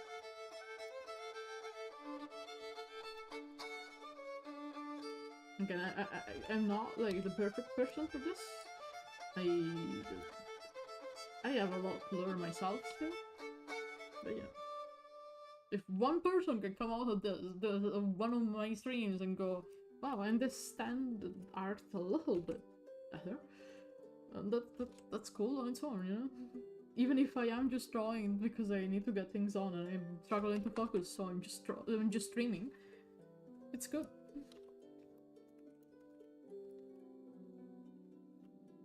But yeah, that said, I don't actually know what I'm doing usually. I may look like I know what I'm doing, but I don't. And again, I don't mean this to put myself down in a put myself down way. I just know what my abilities are, and I know what things can be improved and what things I have a better grasp on. It's not better being bad at drawing. It's just knowing what you should focus on if you want to draw in a certain way.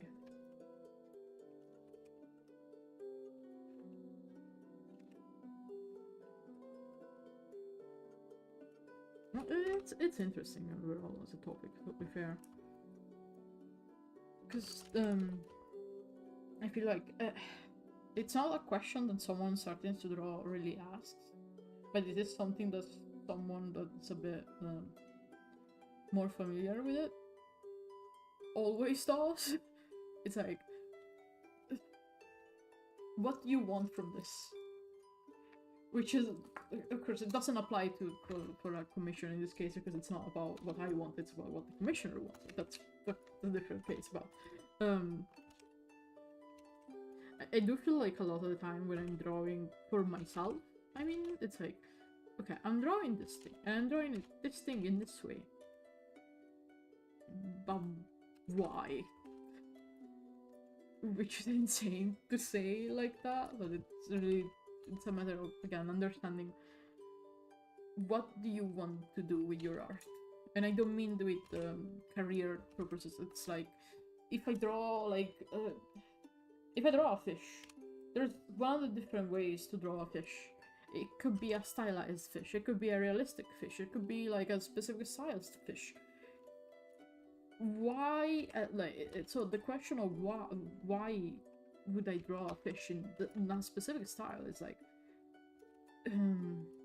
do I like the style? Is the style, like, is it fun to draw like that? Am I satisfied with the style that I'm doing? Why do I like this style? Can I maybe experiment to add something to this style? Like, it's a lot of that. It's a lot of those questions, I feel, when you get more comfortable with art. And then once you start asking this question, it's like, okay, well, it's fair. I can draw this fish. Is there anything I can do to draw this fish, but in a better way? Because I really want to draw this fish in this way, but I feel like I can do better. It's a bit silly when you word it like that, I guess, but it is, I think, something important, you know, like, art is not just, you see a thing, you draw it. Or, well, in part, it is. That's why, again, references are important, and, well, it's important to learn, like, how things are made before you start drawing them, because if you don't know what the thing is made, then it's like, you're not gonna draw it the way you want, even if you're planning on, like, breaking those rules, so to speak. It's this kind of thing that where, you know, you need to know how to break the rules before you can break them. Like, you need to know what the rules are before you can break them, yeah.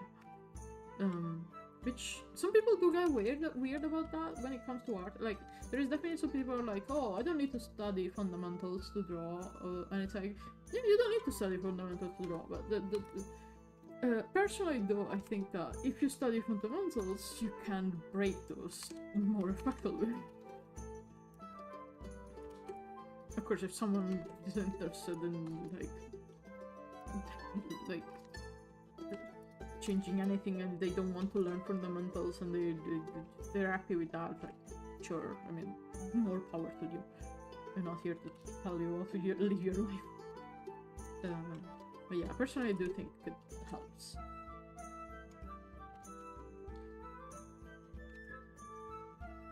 Like, even going back to the discussion of Monster Hunter designs, it's like the reason Monster Hunter designs work so well is because they do, the people making them do have a very deep knowledge of even actually IRL animals and how those works. And that knowledge is needed because then they can, again, break those rules, so to speak, and make a new animal that is still, like, somewhat realistic, but it's a completely new thing. So yeah, that's why I do think it's still good to study fundamentals in the one way or another.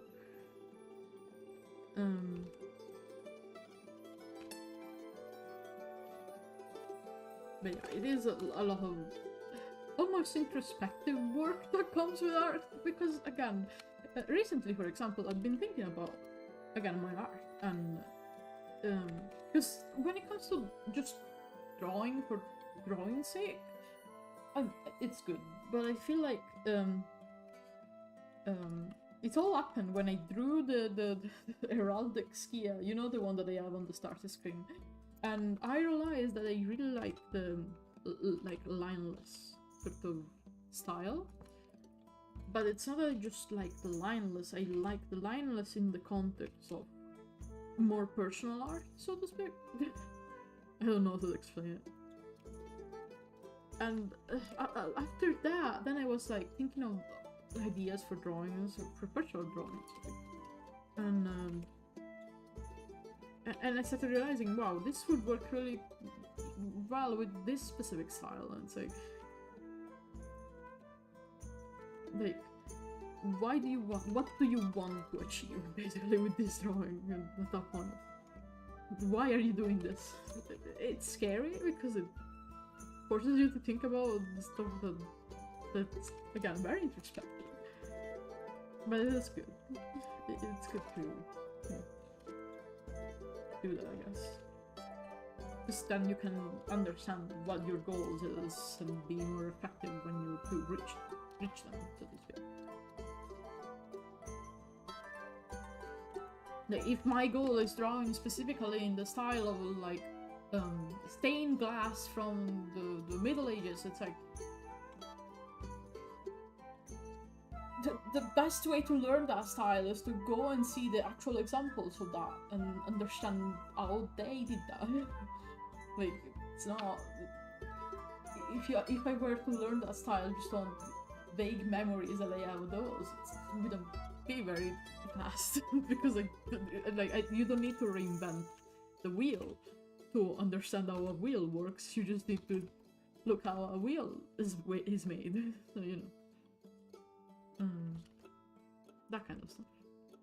Speaking of, I think I started the stream this way and then I got distracted. Speaking of, yeah, references have been kind of a hot talk in the art community, so to speak. For those who are not really familiar, so there is Art Fight, and a lot of people probably do know Art Fight, even that if you're not an artist. It's basically that one competition, but there is no prize, no nothing. It's just done for fun in theory, where people basically draw each other's characters for 1 month. It's meant to be like a little lighthearted thing. This year there was a lot of talk because it's not that they changed the rules, it's more like they changed the wording on those rules. And what happens is so the problem was born with the tracing rule. So Art Fight never has never allowed tracing, because, and that's fair in a sense that when tracing is done to be like I'm stealing your art. Like that kind of tracing. That when someone traces someone else's art and then it's like, I drew it. That is bad, that is plagiarism, don't do that. That is, of course, very, very upsetting. Like, that generally don't do that. I know some artists are okay if, like, you practice, for example, art with that, by tracing their own art, and you specify, look, I didn't draw the art, I would just trace it over this artist drawing, go support the artist, whatever. Like, some artists are okay with it. A lot of artists are not, because usually people are nice about even crediting you. Well, whatever, that's a different topic. So, again, yeah, plagiarism, bad. We all agree with that. This year they didn't change, they added some, a further explanation of this rule, apparently. And it's like, basically they banned, like, the tracing, not in a plagiarism sense, but also, like, you cannot use 3D models, you cannot use your own pictures. Like, I could take a picture of my hand and draw my hand, like, following the pictures, and that would be banned by Artfight. So, of course, everyone reacted normally. And by that I mean that it's kind of an insane rule to have, the casual art thing, because for various reasons. Personally, I'm like, how the hell are you going to enforce that? Like, even if it made sense as a rule, which, whatever, it's like, you cannot enforce that. Like, at worst, you will get, like, people panicking that someone else is tracing, but then they're not, and it's gonna be just whatever is happening with social media and AI, when you get people accusing real artists of using AI and stuff like that. Which is bad, by the way. That is very upsetting. Like, there is a lot of big artists that are like accused of using AI, even when they have history of drawing it themselves, and they stream, and they have, like, they show the process and stuff, and there is no AI involved. But people do sometimes accuse them of AI because, fun fact, generative AI, to draw the picture in that style, it has to come from somewhere. The generative AI does not invent files. So, again, to get to that picture, it has to come from somewhere, and it usually comes from artists who didn't consent to have their art stolen. So, when a big artist is accused of AI, it's usually because the AI stole that from them. It's like, stole the style from them. You see that a lot with, like, there is the kind of, like, I call it the big artist style. It's like, if you look at stuff like Magic the Gathering, League of Legends, that kind of style, you see a lot with AI, with that soft, but also, like, hyper, like, not shit, hyper, like, brush kind of style, because it's another type of, like, common style that is also used by artists. And of course, it's like, it's not that the AI invented it. It's just that they stole it. So yeah, basically, it's already a problem with AI, and so damn wording like this is just gonna make it worse, but not just for AI, but for tracing also. So that's a problem. that's very much a problem. But then there is another thing that I don't get about this rule change. Let's say, okay, I take a picture of my hand. I draw the stick figure. I take a picture of my hand. And I let's say, for example, I can draw everything but ends. Weird example. Actually, no. I can draw everything, but, like, the perspective on the end doesn't look good. So let's say, like, John Artifact user takes a picture of their hand and, like, traces over it to figure out the perspective. For example, this is a random example of a random case that could happen anytime. So you take a picture of your arm. Well, the John Artifact user takes a picture of their arm. And like, okay, so you have your hand picture, and then you delete it from the actual, you know, drawing, and then the drawing is finished, and then you post, and it's like, how are you gonna know it's race? Like, I know there is the oh, but you can tell it's race because of the quality, and it's like, what if just a little bit is race? What if it's just a specific bit and then it's like heavily modified? How are you going to tell? You cannot tell, trust me. So the fact that they made it a rule that it's like enforceable, that you cannot take pictures of your own, that's like, it's kind of unhinged. So yeah, personally I'm like, art fight is not a serious enough competition to warrant this. Like, sure, like, plagiarism would be bad at doing that, and that should be enforced. Like, if someone plagiarizes someone else's art, and then they're like, no, I do this for someone's gift art, that would be very bad.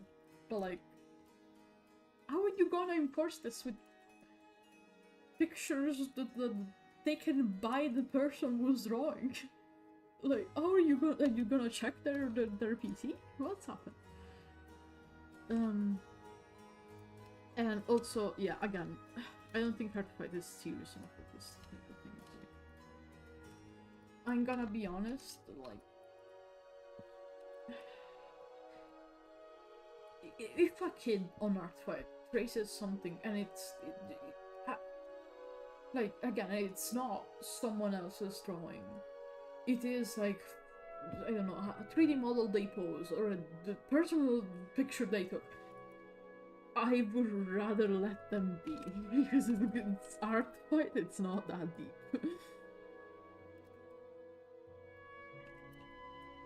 And I feel like I've seen different takes on the matter. Like, there is it's like, there's bad takes overall, like, in both sides. There is people who are like,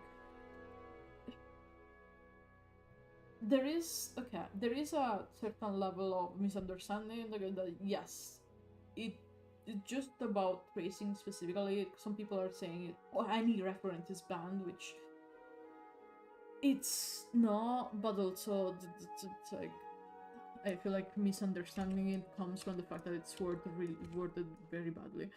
And then you got the people who are like, okay, you cannot. There is no place in professional art where you can trace, which is a blatant lie, because, fun fact, tracing is not, like, never used in professional settings. Like, rotoscoping exists, and it's one of the reasons, like, Disney animation got really big back in the day, because they literally, like, they add someone that was like dancing with the dress space of the character, and for example, and they would rotoscope that. If you guys are unfamiliar with rotoscoping, it's like you record the person moving around and then you like animate over it, basically. That's the easy part. It's basically, for all intended purposes, for someone who's not familiar, it is tracing. Of course, you would never like be like, ew, tracing when you see that, because it's a generally like technique that it's used. So it's like, I just think that it's a very stupid way to handle this problem, because just say you don't allow plagiarism. That's it, done. Everyone is happy, no one is mad.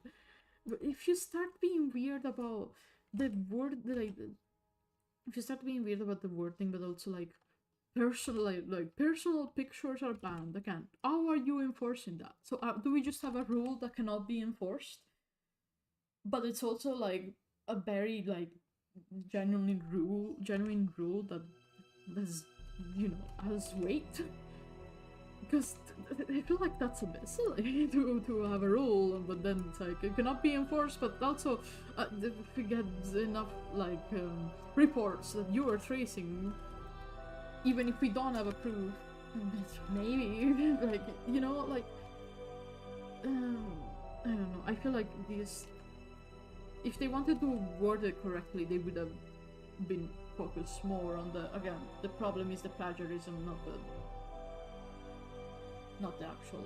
And again, with the plagiarism, it's also easier to tell. Like, if you copy, and like, if I draw a stick figure and then you copy it, and you trace it completely, it's very easy to tell because I can be like, hey, I made this stick figure before you, and it's yours. It's like it matches completely. So what's going on with that? Like, you know, there is an actual ways to prove that happening.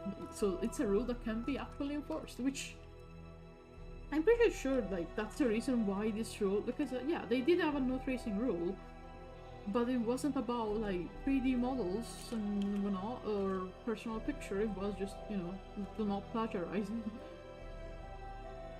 So that's why I think people generally didn't even notice before, because sometimes it takes a very small change of wording for everything to feel a little bit different.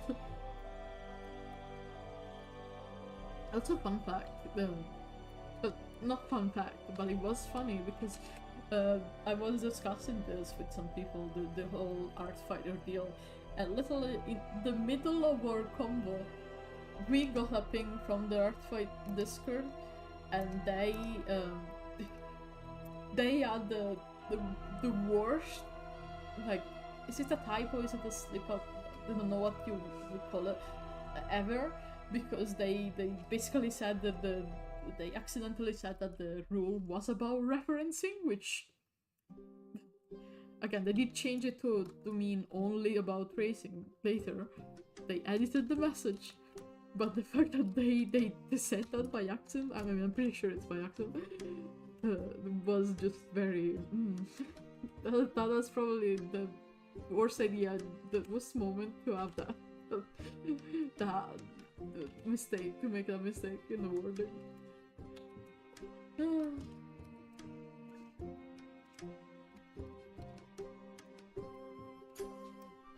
But yeah, basically this to say, references are good, tracing is a tool to learn, like, it can be also a tool used to learn anatomy, especially better, like, for example, like, let's say you're drawing an hand, like, exactly as I was saying earlier, let's say, it helps to understand how, like, a hand is made, if you can, like, actually go over it and see, like, how do I divide this hand, for example, like, it's good to understand the structure of something. For example, I'm gonna make an example right here, for example, like, this thing, this is a giant frog. I know it's a drawing, but for example, like, if we were to trace it, you shouldn't just go, like, trace it to understand how the structure of something. I mean, you shouldn't just copy it like this, just the lines. You should just genuinely try to understand divide it in pieces, basically. Like, for example, the shoulder is here, so I'm gonna draw, like, the shoulder here and seeing, okay, the shoulder is here, let's see, it's attached to this bit, which is gonna be a bone here, so you know, you divide it a little bit, like, this is how you do, basically, tracing to understand anatomy, so to speak. So, yeah. It is generally a tool if you are struggling with understanding anatomy, to understand it better, because it's right in front of you and you're seeing all the bits attached and you're trying to figure out better how they're attached to each other and whatnot. And again, it's very different from copying someone's art and be like, I drew this. It is a strategy to, again, learn anatomy better and improve with your own, like, knowledge of it. Do I think you should use it? You should use a tracing thing always? I personally don't do that. Like, like I do that when I'm again studying the anatomy. Outside of that, I tend to not do it. But references, absolutely. I don't draw without references. Like I remember there's a very funny post. That it's like whenever I see someone who's like, you should draw without reference, I'm going to ask them to draw their mind horse. And by that they mean like draw a horse from memory alone. Once you're done with drawing your mind horse, like tell me that if the references are needed, you know, that kind of stuff. Like, of course you should draw, or you should use a reference for drawing. I use reference from drawing things that I've drawn before. Like, it's good to you know, to learn how something is made. Like, the references are kind of like, again, but when I'm drawing this, right now I'm not looking at it as much because I'm just scaling and I kind of know how scales work sometimes.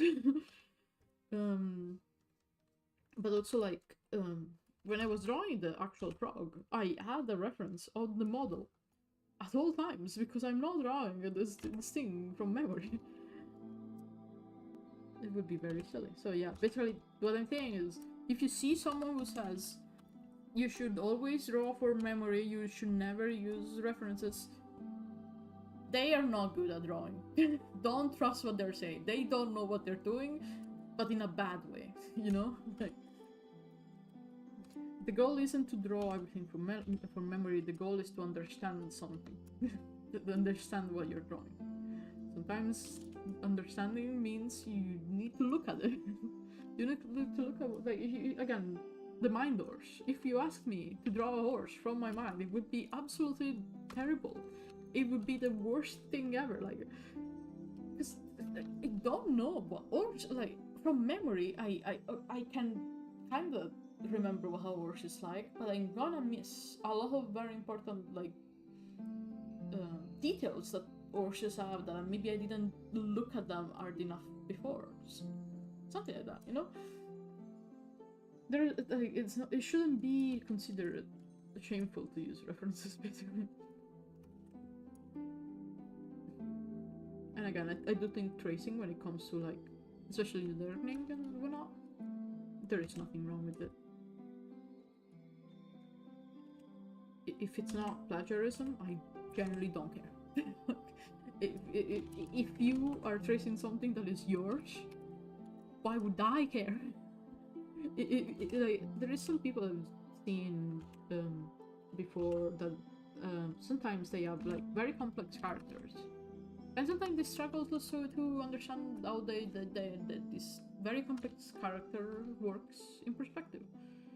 And it's like, again, these people sometimes will make 3D models, like from scratch. They will make a 3D model or a literal sculpture of this character with a this character that they own, that has a very complex snout or something that makes it harder to draw it in perspective. And again, they sculpt it or they 3D model it, and then they look at how it is in perspective and they do trace over it a little bit to understand better.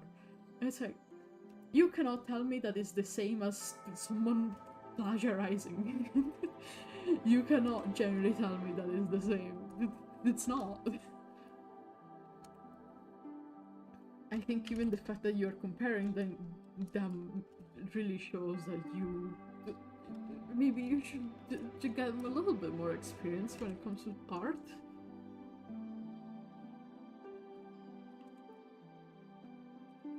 Like, if someone goes through the trouble of making a whole 3D model for this, I don't know, maybe we shouldn't say they're not real artists, and then they shouldn't take part of the artist competition because they're, tracing, and so, you know?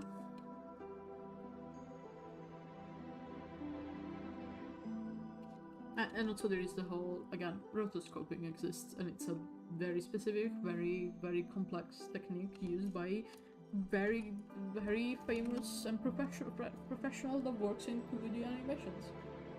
That is a thing. Like, I feel like with the wording of the and the whole reaction over like not reaction but the whole attitude that the staff has had in regards to this rule has been like, okay, either we agree that art fight is like silly competition with no stakes, or that you are taking this extremely seriously, because you cannot have both, you know. So yeah, that is to say, I'm not taking part of art fight this year. I'm sorry. I think my time with art fight is art fight is done overall. I had my fun, but at this point I do have a lot that I want to work on, honestly, and I don't want to exactly have 1 month where I don't because of art fight. So there is also that.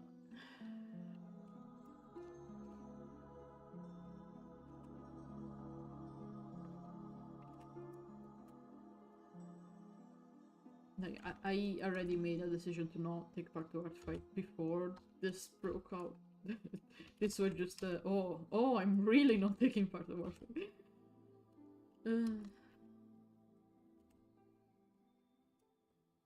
It is a bit of a shame to see it from an outsider perspective at this point, because I do think art fight is a good thing. Like,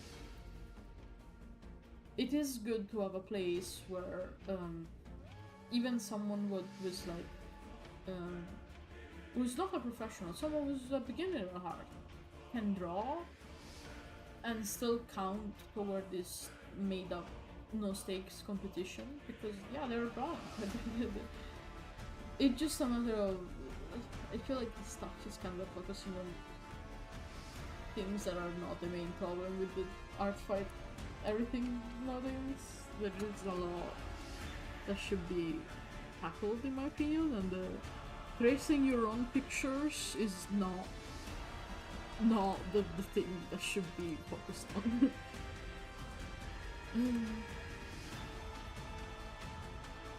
Because yeah, it's just gonna it's gonna be very bad. Like, I can only imagine the recounting that's gonna break out this year if the rule doesn't change. Oh god. Which is crazy, because I heard from other people that they literally like sent contacted the staff, because guess what? They had issues with someone plagiarizing their art on Artfight, and the staff hasn't responded to them yet. So, I think, maybe we should focus on those first. Just an idea. Instead of getting mad at what someone does with their own camera. And I don't know. I feel like there is more important things that are a problem on there than creating your own pictures. And again, I don't even do that. It's not even it's not even my monkeys or my circus, because I do it usually, like, basically when I'm doing that kind of tracing, I do it as studies. It's just a matter of, it's not that, like, art fight cannot be that serious. It's supposed to be a silly competition, it's not. Why are we encouraging, like, witch hunts on the site? That is bad. Either it's the silly competition or it's like so serious that this is apparently needed.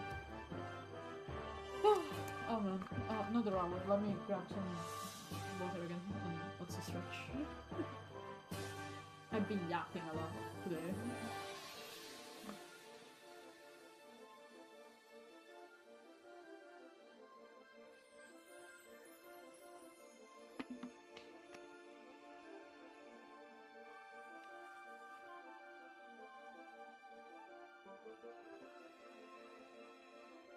But yeah, personally the way I see it is like,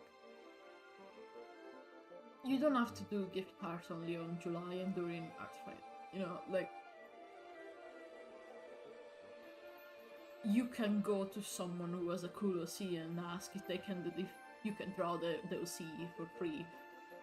Like, I can assure you, it's probably like the person who you asked that for will probably be very happy that to hear that you like the OC is enough.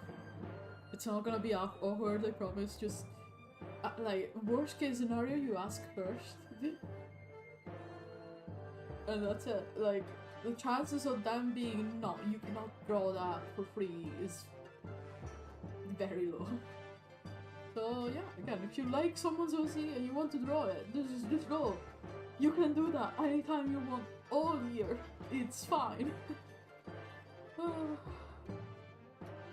Like, if you have to choose between like following weird rules and just doing it for the love of the game, go for it, you know?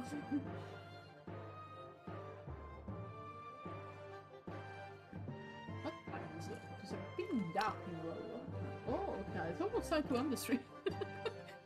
Oh my god, I didn't notice I was just lost in the sauce of drawing tails and yapping and didn't realize. Okay. So the edit is done, this part, okay, can I just smell it here actually. Gonna finish the arm and then the inside.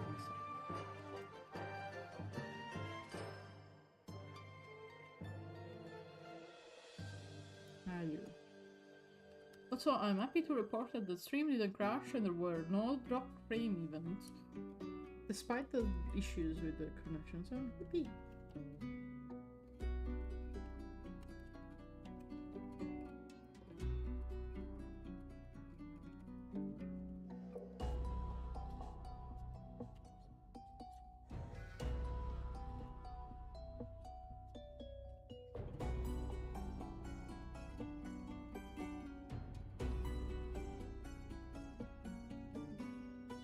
Also, I would like to mention regarding the artifact situation, the tracing thing is not even the worst decision that I've made.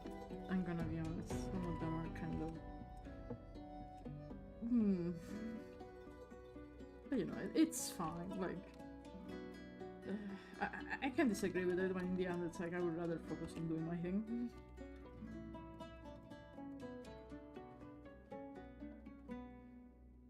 I can voice my concerns to them, but then after that, it's like, even if I send the form that they have for criticism or regarding that role, it's like, fine.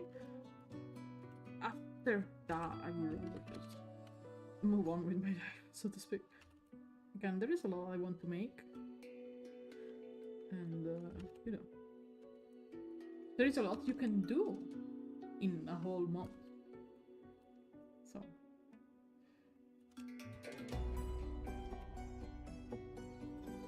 I think I mentioned this on Blue Sky, like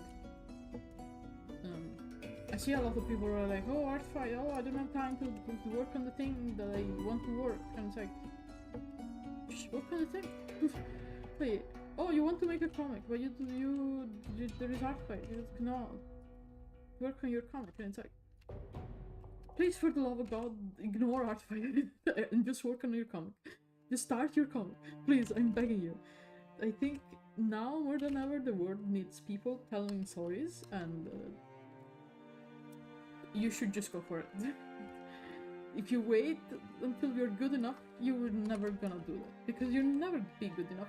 In a sense that art is a constant improvement, and like where I am now is like leagues from when I started, but it's still nowhere near what I want to get to and what I will get through time. So it's like, if you want to make a comic, write a thing, do a specific art project, do it. Just do it. Just do it. Don't wait. Don't. If Artfire is the reason why you're not doing it because you have to waste 1 month attacking people in the silly game, just take it off. Like, take that month off to work on the thing. Promise. Promise it will be worth it.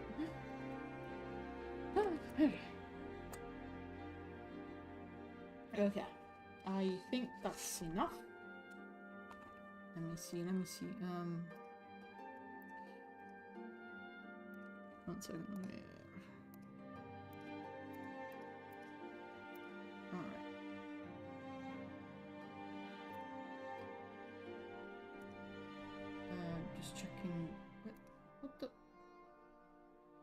hell? Why is Twitch being weird? Okay, there it is. Okay, so recap of the streams. Recap of the stream schedule. Let me go grab the schedule. So I want to see the schedule. Okay. So on Friday I will stream. It may be a shorter stream. We will see. It will be a Durandal theme stream. For those who don't know Durandal, let me use the fancy command Durandal. Is it not working now? Whoa. It's not working. It broke! No! It broke mid-stream. That is so sad. Oh, no, it worked. Okay, there it is. So, Durandal, of course. Lappergecko. So, that's him. That's the guy. So since it's his birthday, I'm gonna do a stream where instead of drawing for the commission, I'm gonna draw something different. And you would see when it happens. But it's gonna be gecko theme, what you say, reptile theme. And then on Saturday we continue on the commission. Hopefully by Saturday we will be done with one of them. Like I do wonder if I can finish the skills before Saturday, so I can at least have this done. But yeah. Besides that, that is the schedule this week. So yeah, hope to see you guys on those streams. Hope that nothing else will break in the next streams, and I will see you guys around. Have a nice rest of the week, and have a nice, I guess, start of the week, and have a nice rest of the day if it's still day, or night if it's night over there.